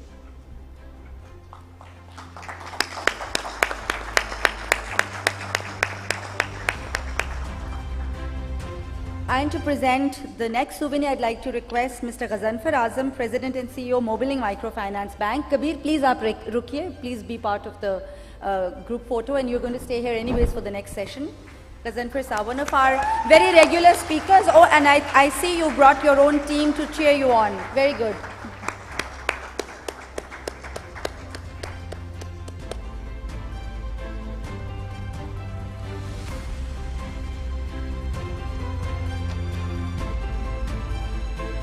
And now for the group photo, please speakers if you could join Asfar, please if you could also join us, Usman and Ali. Let's be part of the group photo. Thank God we have at least one female panelist for a certain gender balance. Well, not balance. Oh, thank you.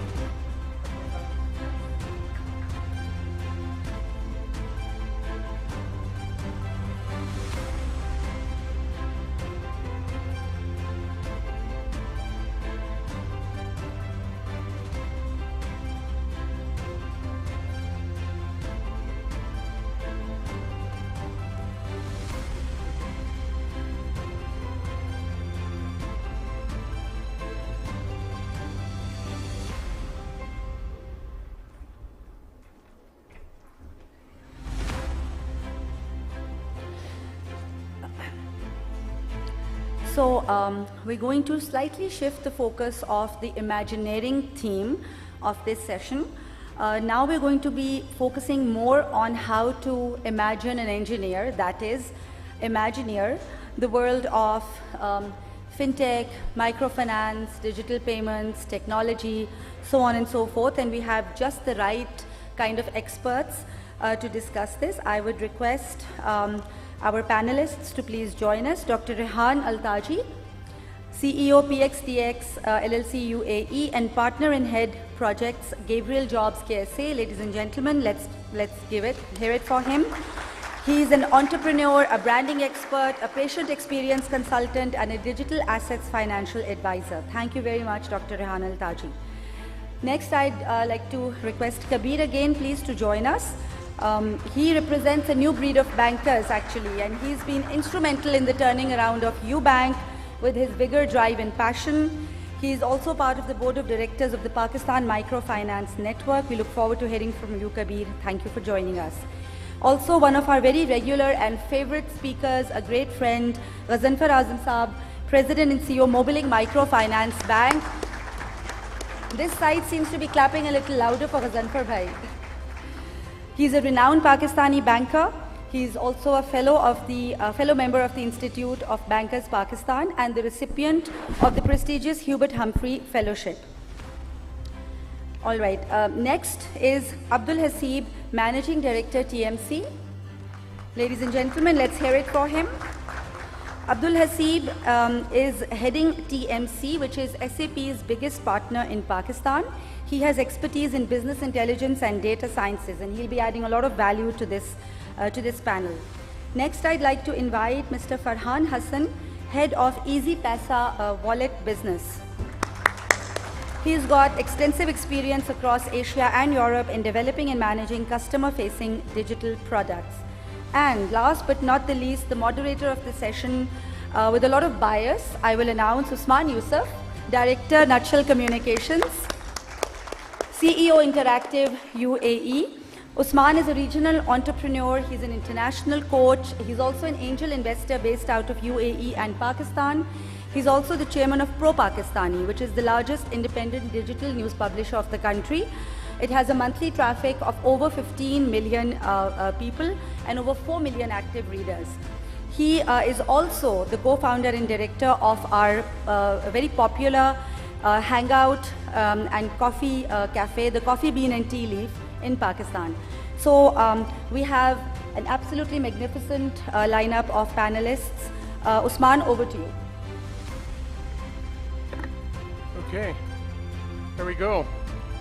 Well, I want to, Bismillah ar-Rahman ar-Rahim. I want to start off by acknowledging that when I came in this morning at around 8:40, the room was maybe 4 people or 5 people. And I was a bit concerned because on the way, obviously, I met a lot of rain and traffic. And my concern was it'll be difficult to fill up the room this second day. But wow, we have people standing in the back and the room is full.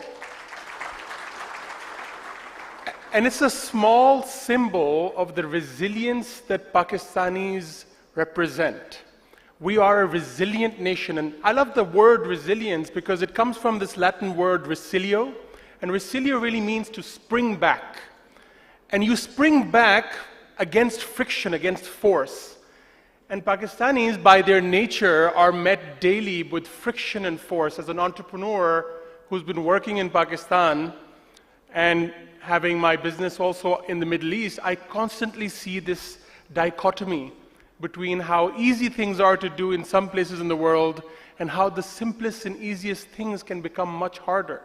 But despite that, I tell people that if you can be successful doing business in Pakistan, you can be successful doing business anywhere in the world, because we are so resilient as a people that we will bounce back against any challenges. And we have an excellent panel assembled today. These panelists, as Rabia told us, represent both the fintech community, or a significant portion of that in Pakistan, but also represent a regional perspective in the presence of Dr. Rehan, and also a productivity perspective with Tali and Abdul Hasib joining our panel as well. So what I'm going to do today is I'm going to ask each of the panelists in turn to share some opening remarks with all of you. I've given them the leeway and I've told them in advance that I want you to talk about anything you think is relevant to the conversations we're having about the big rethink. It's fair game for you to talk about your company and what insights you have come across that you want to share with this audience.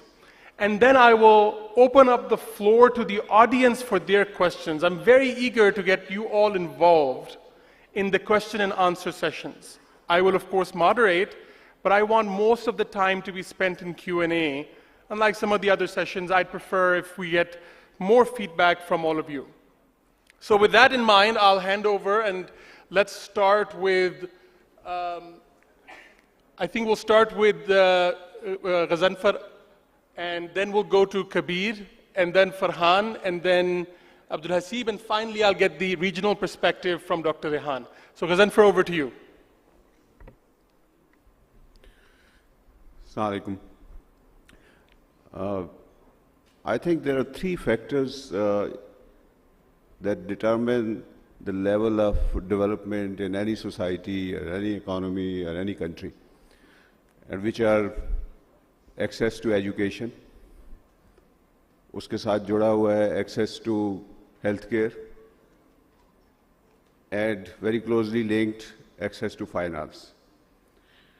The previous session where education was being discussed, unfortunately, the state of education in the country that all of us got updated about, which in any case we knew is not very exciting. And that's one of the reasons, because education is again closely linked with the quality of human resources produced by any society or any country. And the human potential, the talent, you cannot really polish and develop without quality of education and access to education, which is available to most of the people. I thought we have a long way to go in financial services that I and Kabir represent here, but we have done slightly better than that. Access to finance used to be as dismal as kind of state of education. It was only about 12% 10, 11 years ago. Only 12 out of 100 Pakistanis did have a bank account. And today, more than 50% people have either a regular banking account or a mobile wallet or something. But within access to finance, there are several different indicators. One is to have a regular bank's account, transactional account, savings account. But more importantly, there's another element of it, which is access to finance if you have a good idea, business idea, viable idea, and you really want to try that idea out, or you have a small business that you want to scale up. So that comes under access to finance or access to credit. And even today, out of 125 or 130 million adult population, we just saw voters lists announced by the Election Commission of Pakistan. There are at least 125 million voters.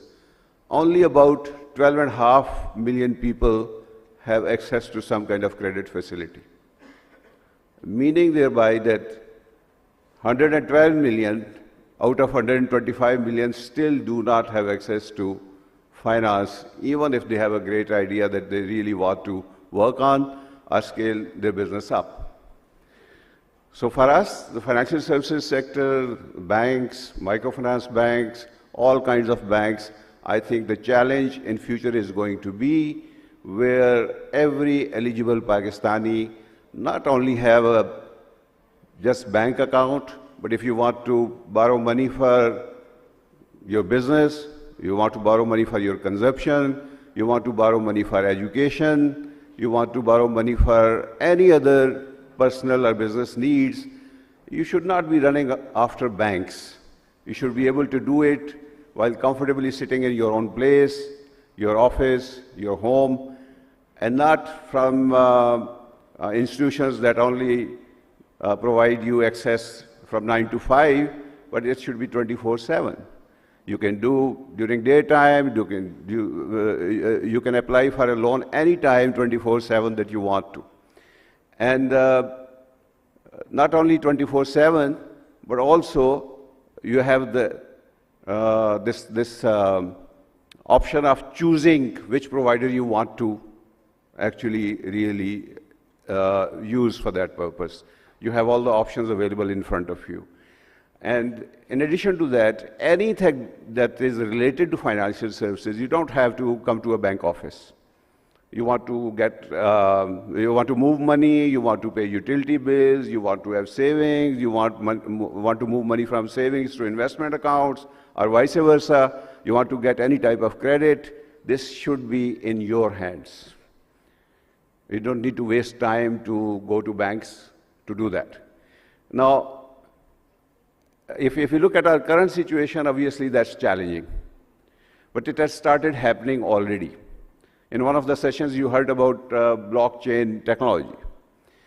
One of the biggest challenges for banks to lend money to people was their credit history.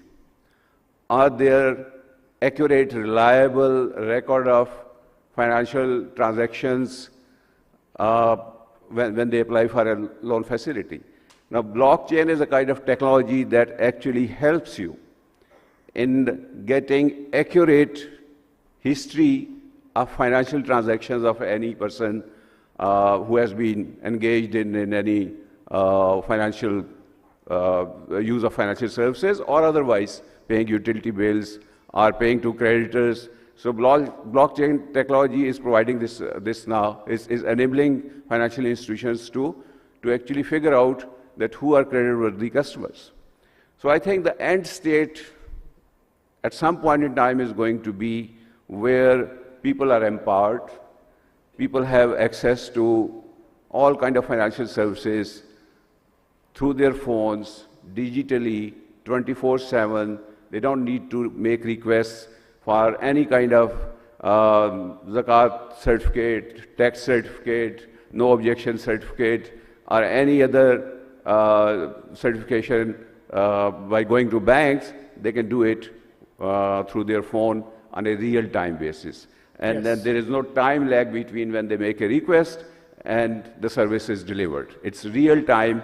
The concept of turnaround time is going to go away with. So this is my vision of financial services that I see from, I can't put a timeline, 5 years, 10 years from now, but I think it's complete empowerment of people in terms of access to financial services from their own space, at their own convenience, 24/7, real-time basis. Right. Well, thank you so much, Ghazanfar. I think we cannot understate, and you know, I feel myself a dinosaur when I try to explain to my children that we used to be able to get from one place to another without Google Maps. I mean, for them, they're Google Map natives, right? And I remember the time where you'd open a map if you went to a different country to try and figure out where the highways were. And it feels a bit humbling. But the rapid pace of change, I mean, it dawned upon me in the fintech environment when my tailor, whom I went to get some adjustment done, said, मुझे आप easy पैसा कर दें या jazz cash कर दें या आप कोई और बैंक अगर आप या बैंक अकाउंट पे मुझे रास्त पे आप. So he gave me a menu of 4 or 5 different options, and this is a tailor who's not a particularly affluent tailor. So the fact that this technology became so ubiquitous so far, at least in the urban centers, is really a testament to how this empowerment that Ghazanfar just spoke about. So I want to bring Kabir in now because I think that he will probably have an excellent perspective given that UBank, I mean, I see mushroom growth of the branches and they're coming up everywhere. So clearly they're doing something right. So what's your big rethink, Kabir? What's UBank up to? Tell us a little bit about your insights of this segment. Thank you, Usman. Assalamu alaikum. Good afternoon, ladies and gentlemen. First of all, I would like to thank the Nutshell Group and Martin Dow Group for having us here. I think it's a very important topic. A lot has been said since morning and yesterday also. And I have to confess that the last session left me depressed.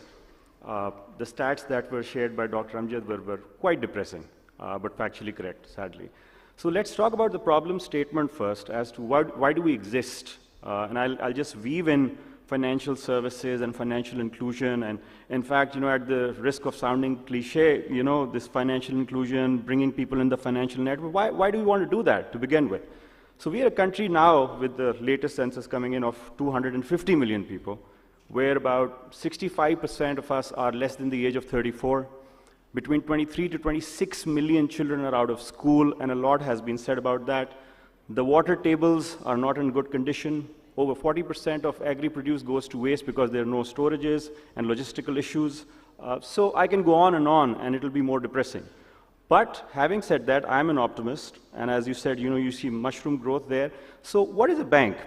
A bank is a financial intermediary, you know, gets money, deposits from public, and invests or lends to people or corporations. How are we different? We are microfinance banks, and then around 14 years back, a marriage between a telecom and a microfinance bank was not a coincidence. Because we realized that with such a huge tele-density and with less than 20% people that are banked in the country, there was an opportunity that was there, and we had to have railroads to provide financial services to the masses of Pakistan.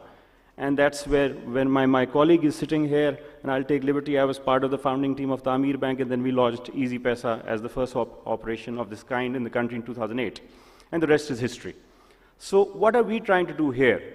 So first of all, as you mentioned, rightfully so, that I get a lot of flack as well in 2023 that why do you keep on opening branches? The world is going digital, and you're opening branches. Now, in here, I would want to share some realities about Pakistan. We have about 17,500 bank branches, all banks combined in the country. And if you see geographically, the bulk of them are in the tier 1 or tier 2 cities. The rest of the country is virtually excluded. And at the risk of upsetting my telecom friends, data is not widely available all over Pakistan. So it gets patchy when you go towards remote areas. So there is a dire need of brick and mortar presence in Pakistan. My team is sitting here, we do about 6,000-7,000 road miles every quarter, and we've seen pretty much everything in Pakistan, and it's not good. When we come back after a week-long travel, it is depressing because we see a lot of depressing things along the way, and which are usually not discussed in the power corridors, or for instance, we are sitting here in Serena talking about, you know, maybe poverty alleviation or providing financial services to the masses of Pakistan. We feel that until you're there where the rubber meets the road, you don't get the right perspective. So there is a term that we internally use, and I heard somebody using it here as well, phygital. So brick and mortar presence and digitization are not mutually exclusive. I think they complement each other.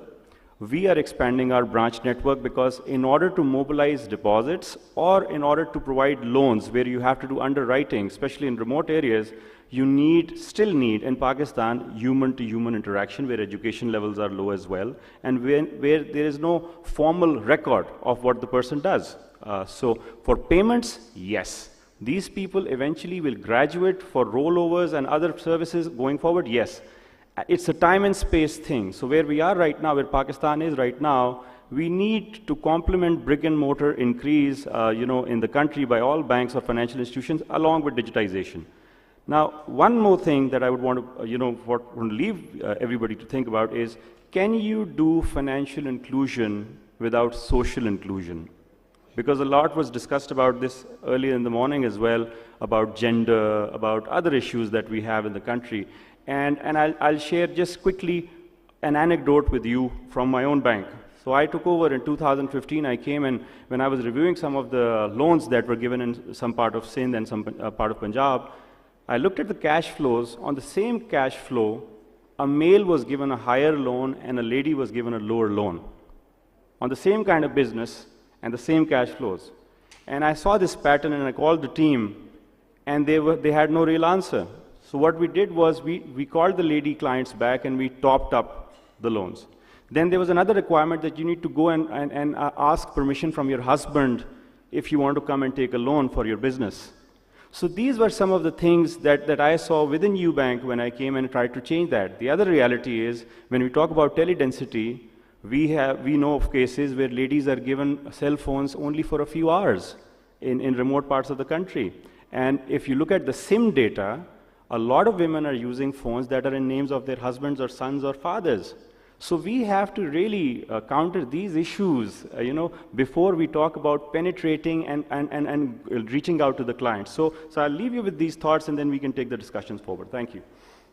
Yeah, thank you, Kabir. Thank you for highlighting that. I think this gender disparity and the gap between the urban and the rural in terms of having access to financial services is really a very big challenge. So I want to get Farhan to now weigh in. I know I've kind of set you up with two people going before you, but I'm sure you have a lot to talk about. EasyPaisa has had a fantastic journey, and I believe you've now made your path to profitability with millions of active users and billions of transactions. So how are you tackling some of these challenges, and what's the big idea that EasyPaisa is chasing? Assalamu alaikum. Thank you, Usman, and thank you, Nutshell and Martin Dow for giving me this opportunity to be here. As Ghazanfar Saab said and Kabir has mentioned in terms of how they have envisioned the financial services in Pakistan, and they have done a brilliant job in terms of creating that kind of financial inclusivity. But coming over to the EasyPaisa, I would like to structure my points in a timeline way, because if I look back 15 years back, when EasyPaisa came into being, it was just a simple over-the-counter bill payment service, and that is how we imagined people and creating the financial inclusivity. At that point in time, that was a disruption in itself. But I mean, looking back, it seems like we have even disrupted that model as well. Today, when we are talking about EasyPaisa and the profitability and the kind of users we have, I mean, 34 million registered EasyPaisa accounts we have in Pakistan. 1 in 4 adult people in Pakistan have registered with EasyPaisa mobile wallet. 1 in 10 uses it every month. So these are some of the stats which gives us this positive notion that we are moving towards a cashless society where we can create the financial inclusion we always dreamt of. And one thing which we have learned over time, and something which Kabir pointed out very rightly, that when we talk about digital and when we talk about going cashless, so it seems counterintuitive that why would you go into a brick and mortar model then? So what we have learned throughout our journey is we need to see how we can create value for the user, because creating value does not necessarily means that you have to go digital and you have to go paperless and you have to make it all fancy and shiny. It's the value which people seek. I mean, the kind of socioeconomic disparity we have in the country, we do have certain limitations when it comes to financial inclusion, and that could be one way to address that. And the other way is that those who have created mobile wallets, how we can create value for them, because as you see, I mean, the world is sorry, the world is moving towards the platform business, the neo banking model, where people have moved on from their walled garden strategy, where they are producing the products themselves and then trying to stitch their customers within their ecosystem. What EasyPaisa is trying to do now is to create a platform business model where we are not limiting our customers to explore different other services. We are partnering with different banks, with different financial institutions, with different services where they can come up to our platform and provide their services to our users. I mean, gone are the days when you would tend to hold on to your customer within your ecosystem and try to reduce their usage within the same platform. I mean, just to give you an example, in recent history, we have seen that all those businesses who are based out of platform business, they have flourished, be it Amazon, be it Alipay for that matter, and then on the social side, Twitter is one big example. I mean, just last week in US, Ron DeSantis announced his candidacy on Twitter. He could have very well gone to any big publishing media, but he chose Twitter because it's the freedom which people get onto that platform to show, to express themselves, and that is how people are envisioning. I mean, what we are trying to do at EasyPaisa is something on the same lines. Without creating boundaries for a certain service, you can explore and you can interact with various other services provided to you. And what it does in return is the kind of customer usage which enables financial services to be given to them at scale. I mean, if you are purchasing mobile bundles through our platform, if you are investing in mutual funds through our platform, if you are doing some donations, getting some money from various parties, what it's essentially doing is that it's creating your credit profile, it's creating your credit history, and that is helping us creating an in-house service through which we are providing nano loans to these customers. I mean, these are small ticket loans up to like 10,000, 15,000 rupees, but they mean a lot for the customers who are trying to manage their cash flows on a day-to-day basis. And that is only possible because we could enable different partners to come on board, to join forces and to give those services to the masses. So that is how EasyPaisa is envisioning to be the bank for the common Pakistani, and I believe it's a long road ahead, but the ingredients are there to really create the ripple we want. Right, thank you so much. I mean, the point that really stood out for me in what you said, and I connected back to comments Faisal Rahman made yesterday.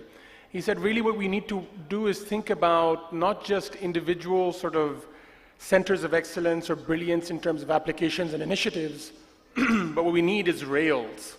So everybody can then start to collaborate together, to have this kind of interoperability or OpenAI kind of models, OpenAPI, so people can create services within your infrastructure, your ecosystem, and you can become partners and grow together. I'm going to switch gears now and bring in Abdul Hasib from TCM, and his TMC, and his company does a lot of work for SAP, and I believe that his company is also doing a lot of implementations where people are the center of the focus and change of behavior with success factors and other implementations in some of the largest companies in Pakistan. So, Abdul Hasib, tell us what you have learned, what your thoughts are, what's exciting you nowadays. I give you the floor. So thank you very much, first of all. I think a bit of background I'd like to highlight from TMC perspective. So TMC is a 12 years old company. I'm the founder and managing director for TMC. As a company, what we do is we do digital transformations for other companies using SAP. We started I started it from scratch. We grew into the largest sort of implementation partner locally in Pakistan. For last 3 years, we have been the largest. Last year, we have also acquired Siemens Pakistan's SAP business as well.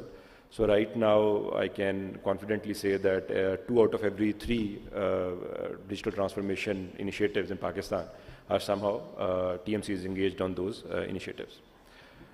So what I want to talk about is the opportunity that Pakistan is right now from an IT perspective. We do work here as well in Pakistan. We have done a lot of work. We have built this practice ground up. And given the fact that TMC was able to do it within Pakistan with Pakistani resources, and it grew within Pakistan, all the setup that it has. In Pakistan, we do work abroad as well now. With the banking sector that does not understand IT as an industry as well as it does other companies or other industries. And from a talent perspective, we had to train our own people because SAP is not something which is taught in universities, so we had to literally train our own resources from that perspective. And moreover, we had companies like IBM, Siemens, etc., multinational companies essentially, who were very good at it and were present in Pakistan. We grew into the role and we achieved what we have achieved. So for us, I think the opportunity now going forward is IT exports in itself is the easiest and the quickest way out of the situation that we are in. The technology that we're talking about is not only happening in Pakistan, it is happening everywhere globally, in every country literally. Some are ahead than us, some are behind us, but it is happening everywhere. And given the population that we have, we can literally be the builders of the new world from a technology standpoint. And given that, in order to do so, so we ourselves, we are very focused on IT exports right now. We do services in Middle East, we do services in Western markets as well. So in order to do that, what we need is, the ingredient is talent. Now, we have all talked about education in depth and the situation that we have with respect to our education. But even the educated ones, their employability is another challenge altogether as well. So the difference that we have is skill need to be further polished by the industry that exists within the country, especially in IT. That is one part. The other part is the talent that we need to build. It needs to be worked on from a skill generation perspective. Given that our socio-economic circumstances are very similar to where India was probably 5-10 years ago, from a talent perspective as well as from a cultural perspective as well. So there are a lot of learnings there. So what happened on the IT front was they had similar university setup and educational setup and a social and cultural approach to education like we have right now. They were able to, their companies, the large ones, they were able to train their own talent, and then they were able to do it at scale as well. Right now as well, when we go in, even Middle East as well, we compete with them, we go in, we tell them that we are the largest company in Pakistan. We have 400 SAP people or consultant. They come in and they say, the likes of TCS, HCL, etc., that we are 300,000 people, we have 60,000 SAP consultants or developers for that matter. How they are able to do so is, I'll give an example, just HCL. One of those companies is able to produce 5,000 graduates a year in 3 different academies in 3 different cities in India. So that is how they produce their talent. So in our view as well, corporate sector, I think one of the key initiatives from a CSR perspective is to create that particular skill and to focus and invest as a initiative from HR perspective, even if it nothing else than as a CR, to build that talent that we need to build within Pakistan. So that is, I think, one of the most important parts that for our educated youth, the ones who are fortunate enough to get the education, we need to give them the skill and the talent that they are employable. That is one. Secondly, if we want to have, from TMC perspective, we want to see Pakistan as a technology hub, and we want to focus abroad. I think only one point, technology, we can very easily export. This is something that you don't need proper companies or setup. If we create the right talent, there is enough pull in all the Western market, and world is global enough that people will source from Pakistan automatically. We just have to create that talent and sourcing will happen automatically. Now, for that talent to create, obviously organizations like TMC and other organizations need to train people. That is one. The second key part is what we used to say earlier was that we only need a laptop and an internet connection and we'll start working. A freelance consultant will start working. Now with the internet, we have had an incident. So what happens with such incidents is the outage I'm referring to, that now we have an additional question to answer. Global client of ours will ask us that, what if it happens again? What is your plan? How would you cater to that? So I think at a public level as well, if we want to look at Pakistan as a technology hub, I think at this forum I'd like to highlight that, how important it is to have that environment. And we don't need much, just an internet connection literally. For other industries, there are several other requirements as well, but that is what we need. So I think that is something that we need to keep stable. I think that is all from my perspective. Thank you, Abdurrasif. That was really poignant, and the point you make about disruptions, especially disruptions in connectivity in the 21st century, or internet services not becoming available, and how that becomes a question mark for Pakistani talent, which is trying to earn foreign exchange through freelancing, for instance. I mean, this is something that we all need to think about, and I appreciate you making that point. I want to now bring in Dr. Rehan and bring in his sort of regional perspective. He's obviously living in Saudi Arabia, moving back and forth between the UAE and also visiting Pakistan. And his sort of skill set is a bit different from the rest of the panel. Unlike fintech or productivity solutions, he comes from a medtech background, but also has a lot of great things that he's doing in the blockchain space, in the digital asset space. But really what's going on, and everybody's sort of talking about this everywhere, including Pakistan, is that Saudi Arabia is completely transforming. And we're seeing it happen in a very, very short space of time. So I want to bring in his perspective, his insights, or what are his sort of learnings, and I'll leave the floor to him. Go ahead, Dr. Rehan. Assalamu alaikum. So there are so many blocks in the blockchain has been minted by this time by my colleagues on the blockchain space that it looks fascinating now, because I've been into blockchain from a long time. Coming back to the subject, I mean this imagining the future. So I believe we should have crossed by now the point. So the imagining means to imagine, to dream. I think what I have seen and witnessed that we have already dreamt that now. It's time to make it possible to bring it to the reality. And that's only possible when the leadership and entrepreneurs, people like us, take the decision, take the risk, and bring in the technology of the future and make it happen so that the youth, which already have a potential and no one has a doubt about it, that now we have to give them fertile ground so they can flourish, right? And that's what we are doing, and that's what we are doing in one of this project I'm involved in. The beauty of this project, it's from a Pakistani founder based in Dubai, and with the tech team from Pakistan, and now we are working in Saudi Arabia. We are their local partners. InvoiceMate I'm talking about, and we are working with the government. We are working with an PIF initiative, SALIC. It's almost like half a year now. We are working with them. The beauty of the technology is in itself, and I think all of us have already known, and we are convinced with it actually. Two of our partners are already there, sitting here on the panel. The third we will be approaching, inshallah. So, when you look at Saudi Arabia, yes, the digital transformation and the vision of MBS and his leadership has brought a drastic change in this space. From yesterday to today, so what is happening is that we have connected actually all our e-technologies. And the initiative was strongly taken by the government. So, and then they are collaborating with the private sectors, telecom, banks, and other companies to make that dream possible.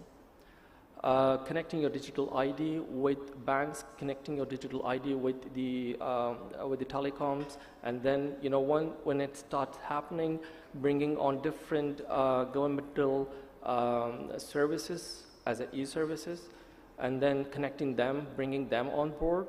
So the infrastructure from that perspective, from the governmental perspective, is a very strong thing that needs to be taken. Then how I see is that to educate, collaborate, and then to advocate, that's my motto. So we are educating here. We love to collaborate, and we are doing that actually with different sectors. And then, sure, we advocate about the positive impact of the technology or the outcome.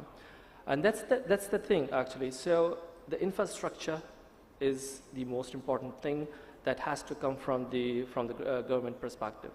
But what we have now, I believe there's so much can be done, what we have at the moment.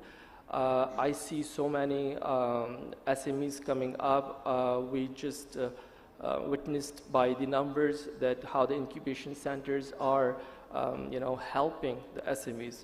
And that's happening in Saudi Arabia as well. Now we have these tax-exempt free zones for the tech. There are 4 more free zones coming up, are there, and there are more coming up. So the tax exemption and that kind of a fertile grounds that the investors are looking at.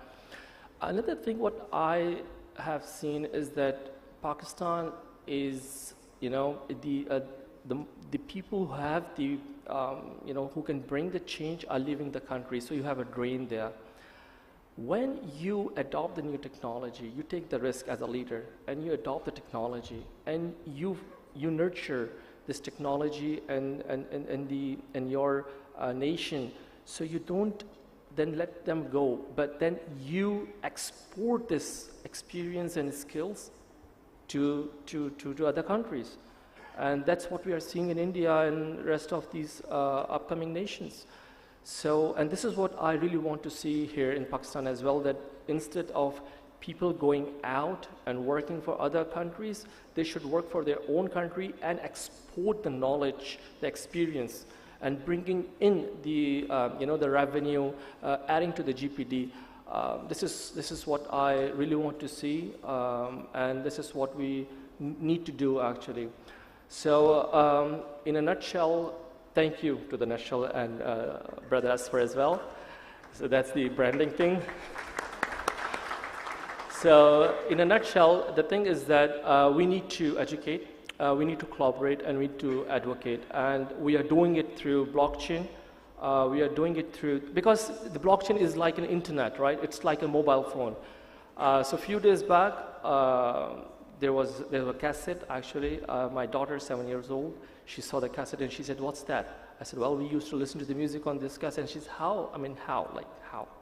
So, so that's the thing. The old technologies, or the people that think we were born in and brought up in, will be lost as we move forward, and we have to adopt it, right? And if you don't do that, the other nations and other people will do it. Anyways, they are doing it. So you have to adopt it to a level that you can be the master and can export these kind of things to the other countries who are willing to, to acquire and you can earn from it. So this is my perspective, and this is my 2 cents to this forum.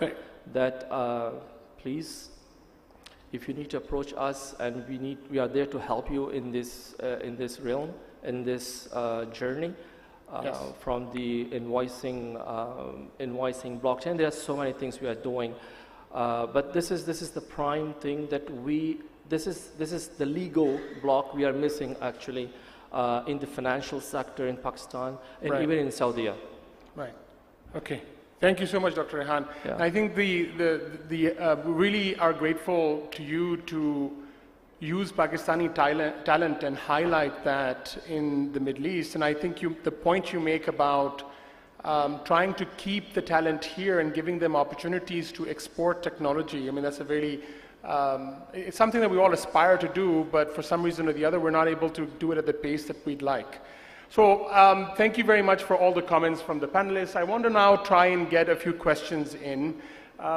We have the unenviable task or position of being between you and your lunch. So I'm going to try and keep this as short as possible. Please avoid making long comments. If you have a question to ask, please feel free to ask that. If there's a little bit of a preamble, that's fine, but I'll leave it to your judgment to be thoughtful with how you frame your questions. I have one in the back over there from the lady. Is there someone who has some mics that can... Ushers? Okay. So we'll have the gentleman over here and then we'll have the lady over there. Please go ahead. Assalamu alaikum ji. We have heard the presentations and very nice comments and about the sector of IT. Please bring the mic a bit closer. About the sector growing and how, what's the way forward and how we can upgrade the skills and what need to be done. My question is, can this sector really grow without growing the traditional industry, manufacturing industry, or it has to grow together? Then we can get a better impact on that. Somebody would like to comment on this, I will appreciate. Sure. Can I ask Ghazanfar Saab to handle that? So his question essentially is, can the fintech and the sector grow without the traditional industry or the conventional industries like manufacturing, etc., growing? Can it grow on its own? So what are your views on that? Yes, the question the gentleman is asking is, we've talked about the sector, the fintech sector, and how this sector is a growing sector. His question is, can this sector grow by itself without there being a commensurate increase or growth in productivity in the conventional sectors, industry and manufacturing, etc.? If I've correctly understood, I mean, it's about how conventional sector fares in terms of growth compared to the new digital financial services, I mean, that I talked about. Okay. If we just look at trends, by the way, I don't disagree with what Kabir said on different strategies that different institutions pursue in terms of expanding their outreach, because there are certain realities of Pakistan which we have been talking about since this morning. Access to technology, again, itself is a big issue. How many people have access to 4G? How many people have access to quality internet in rural areas and far-flung areas? We know for sure that when we go out of big cities, connectivity becomes a big issue. So the entire premise of digital banking and digital solutions reaching out to all nooks and corners of the country is based upon the railroads that technology or connectivity provides. So I don't know for how many years we still have to continue to invest in basic infrastructure or railroads that will enable not just banking, education included and medical services included, because all businesses and all services are going digital over a period of time. So as far as conventional players are concerned, they have their own role to play. And bank branches will not be operational branches maybe in future, but they still serve the purpose of engaging the communities where they're located. That's a role that I think for some time will remain relevant till we have a perfect world where connectivity becomes widespread and then most of the people are able to use it seamlessly. That's one. But if you look at numbers, as I said, 10 years ago, when we embarked on this digital financial services journey, and Easy Paisa started a little earlier, 3 or 4 years earlier, only 12% people out of 100 eligible persons had access to some kind of bank account. Now this, on the savings side, this has reached to over 50% outreach, close to 60%. On the borrower side, again, if you look at conventional commercial banks, total loan customers, even as of today, there are less than 3.5 million customers. And out of them, just 500,000 are business customers. Right. There are about 2 million consumers, and there are about 1.5 million agri-borrowers. So the scale is still very limited in Pakistan. So what can actually help in growing this scale is, I believe, the technology. And we just did a pilot of nano lending. It started with the assumption that it's not a commercial product. We will learn over a period of time how to fine tune it, and developed actually more products for other segments. And this just one product of nano loans now serves about 6 million customers. The number oscillates between 3.5 million and 6 million. This is the total number of borrowers that the entire banking industry serves. Right, of course. So the numbers are really telling us that there is a huge unmet demand in the market that no single provider actually can. Of course. We all of us need to work in our own space to do that. Of course. So I think Kabir wants to come in. I'm going to challenge Kabir, yourself, and anybody else wants to come in to try and keep it as tight as possible. Just a quick one. Go for it. I have a quick response to that from my side. So the fintech industry, for instance, or banking, financial services, we are enablers. So if I may phrase the question, you see, will we have a positive impact by our growth towards conventional sectors like manufacturing? Absolutely, yes. So as we grow and we service the other sectors, they're bound to grow. Excellent. Thank you so much. There's a lady over there, and then I have one more question here, and I think we're going to close. Okay, so I'm being told to close. So just the lady over there then, because she's been waiting. Sorry, sir. I'm going to have to do the next session. Go ahead. The lady. Can someone get her a mic? Go ahead.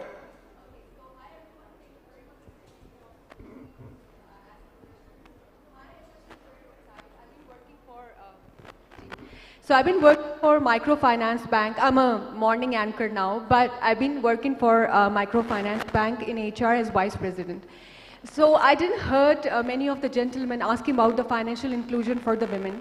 And especially we have limitations. I was working in 2017 and 18, and we were facing many challenges there. So if anybody can share it, I know of the program, other banks for financial inclusion for women, but sure, like if it's work, data doesn't show that it's that effective.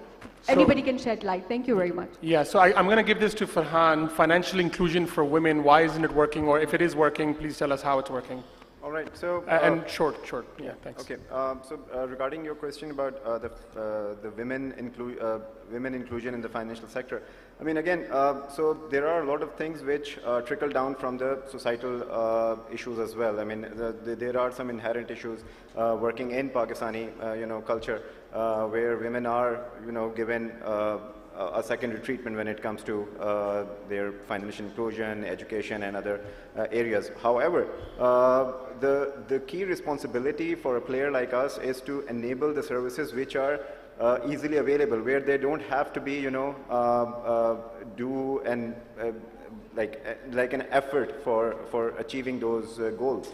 I mean, just to give you an example, I mean, savings is something which in a Pakistani society women are very attuned to, and the basic concept they have is either through committees or their closed user groups where they can fund and save money over there. We launched a similar product. I mean, it's not committee, but yeah, it's a genuine conventional savings account. But over there, the key concept was to make it one click, to make it paperless, and to make it simple enough for anybody to achieve their objective. The idea is not to go about and find women-oriented services. It's the idea. I mean, the services are there. The idea is to make them inclusive enough, to make them easy enough for them to explore them without the need for a male for them to take it there. So that is the key idea, and I believe I mean we are moving towards there. It's slow pace. I agree. We should have done better job on that, but that is how we see women inclusion, that to make it as easy for them as possible, and yeah, give them the opportunity to experience the same kind of exposure on those services. Right. Thanks so much. Sir, very quickly, we're almost here, please. I just want to add that overall, microfinance banks have actually contributed in improving to access to finance for women. You will find many women in communities who are doing very small businesses like Ghar Ka Khana, they're supplying it to offices, and in the process they have become entrepreneurs in their own right. There are small garments businesses that women have scaled up.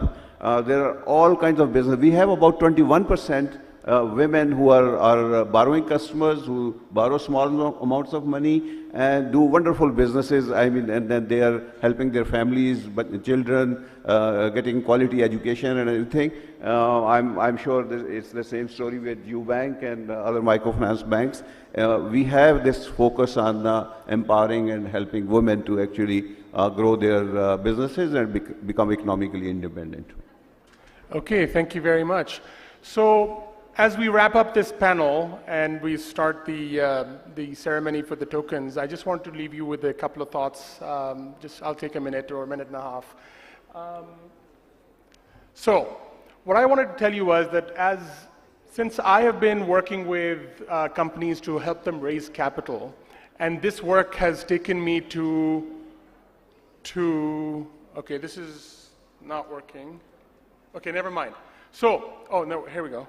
Right. So when I'm helping companies, and I've helped close to 300 companies over the last 7 years raise capital, the C-suite would come and say, hey, we want to raise capital on the London Stock Exchange or the European Stock Exchange.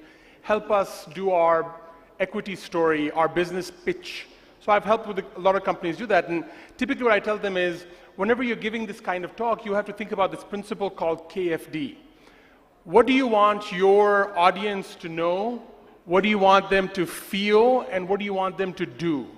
And in any kind of presentation, I would invite all of you to consider these three principles. At the end of the presentation, what did you want the audience to know from what you've told them?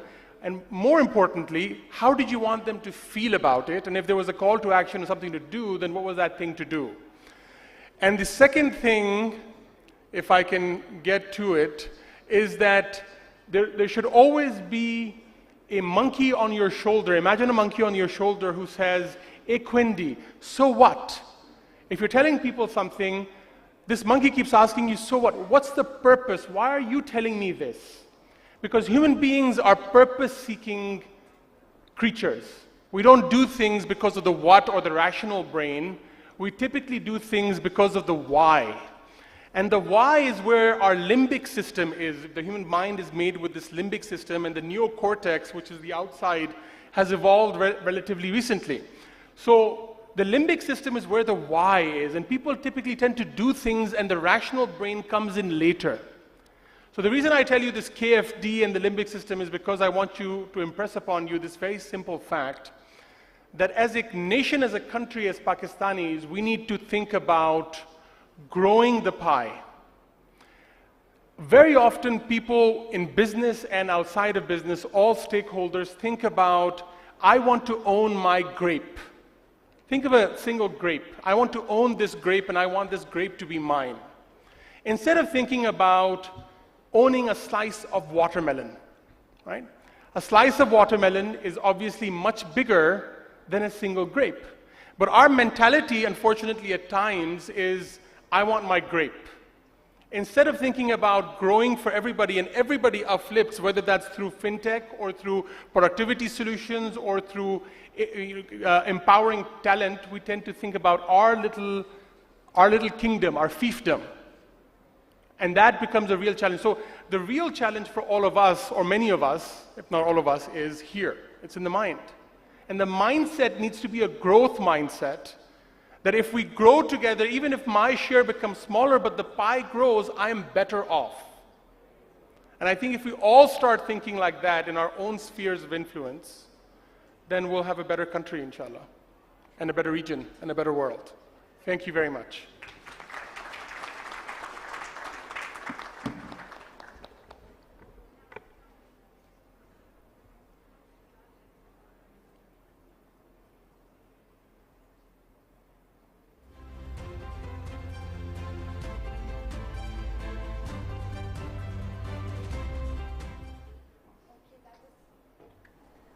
That was fantastic.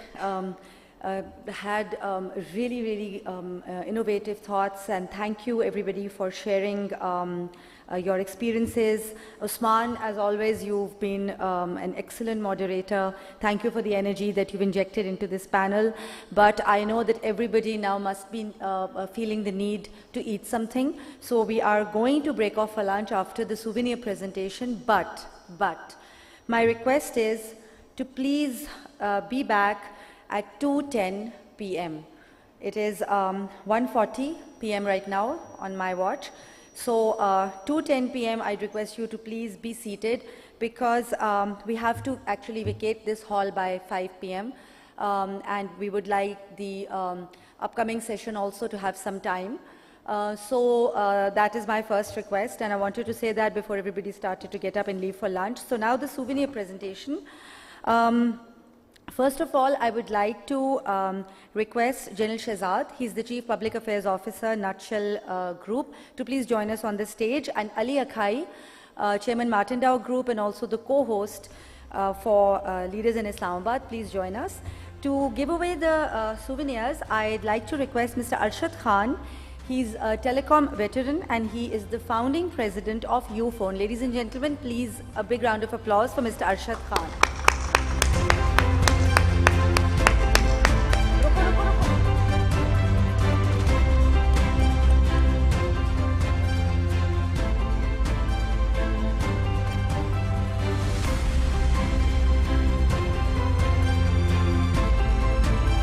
Thank you, Arshad Saab. Request to please present souvenirs to 3 panelists. Dr. Rehan Al-Taji, request to please receive your souvenir from Arshad Saab.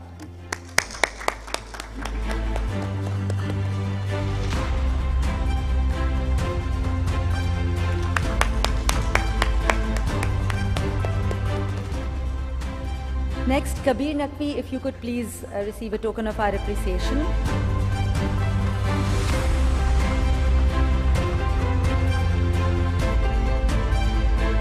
And next up is Ghazanfar Bhai, please. Ghazanfar Azam Saab, President and CEO, Mobiling Microfinance Bank. Where are the claps? What happened?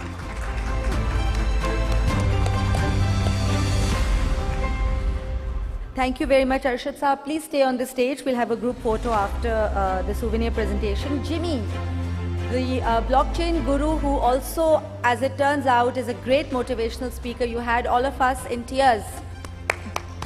Okay. So Jimmy will be presenting the books to 2 of our panelists. Abdul Hasib, Managing Director, TMC.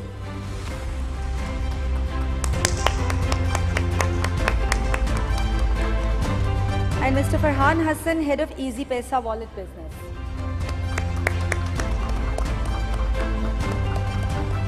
And last but not the least, the moderator, Usman Yusuf.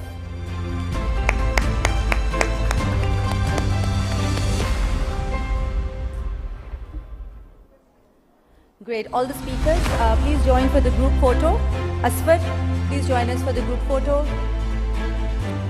Sir Sohail Aman, please, group photo. And Rabia Ahmed, group photo.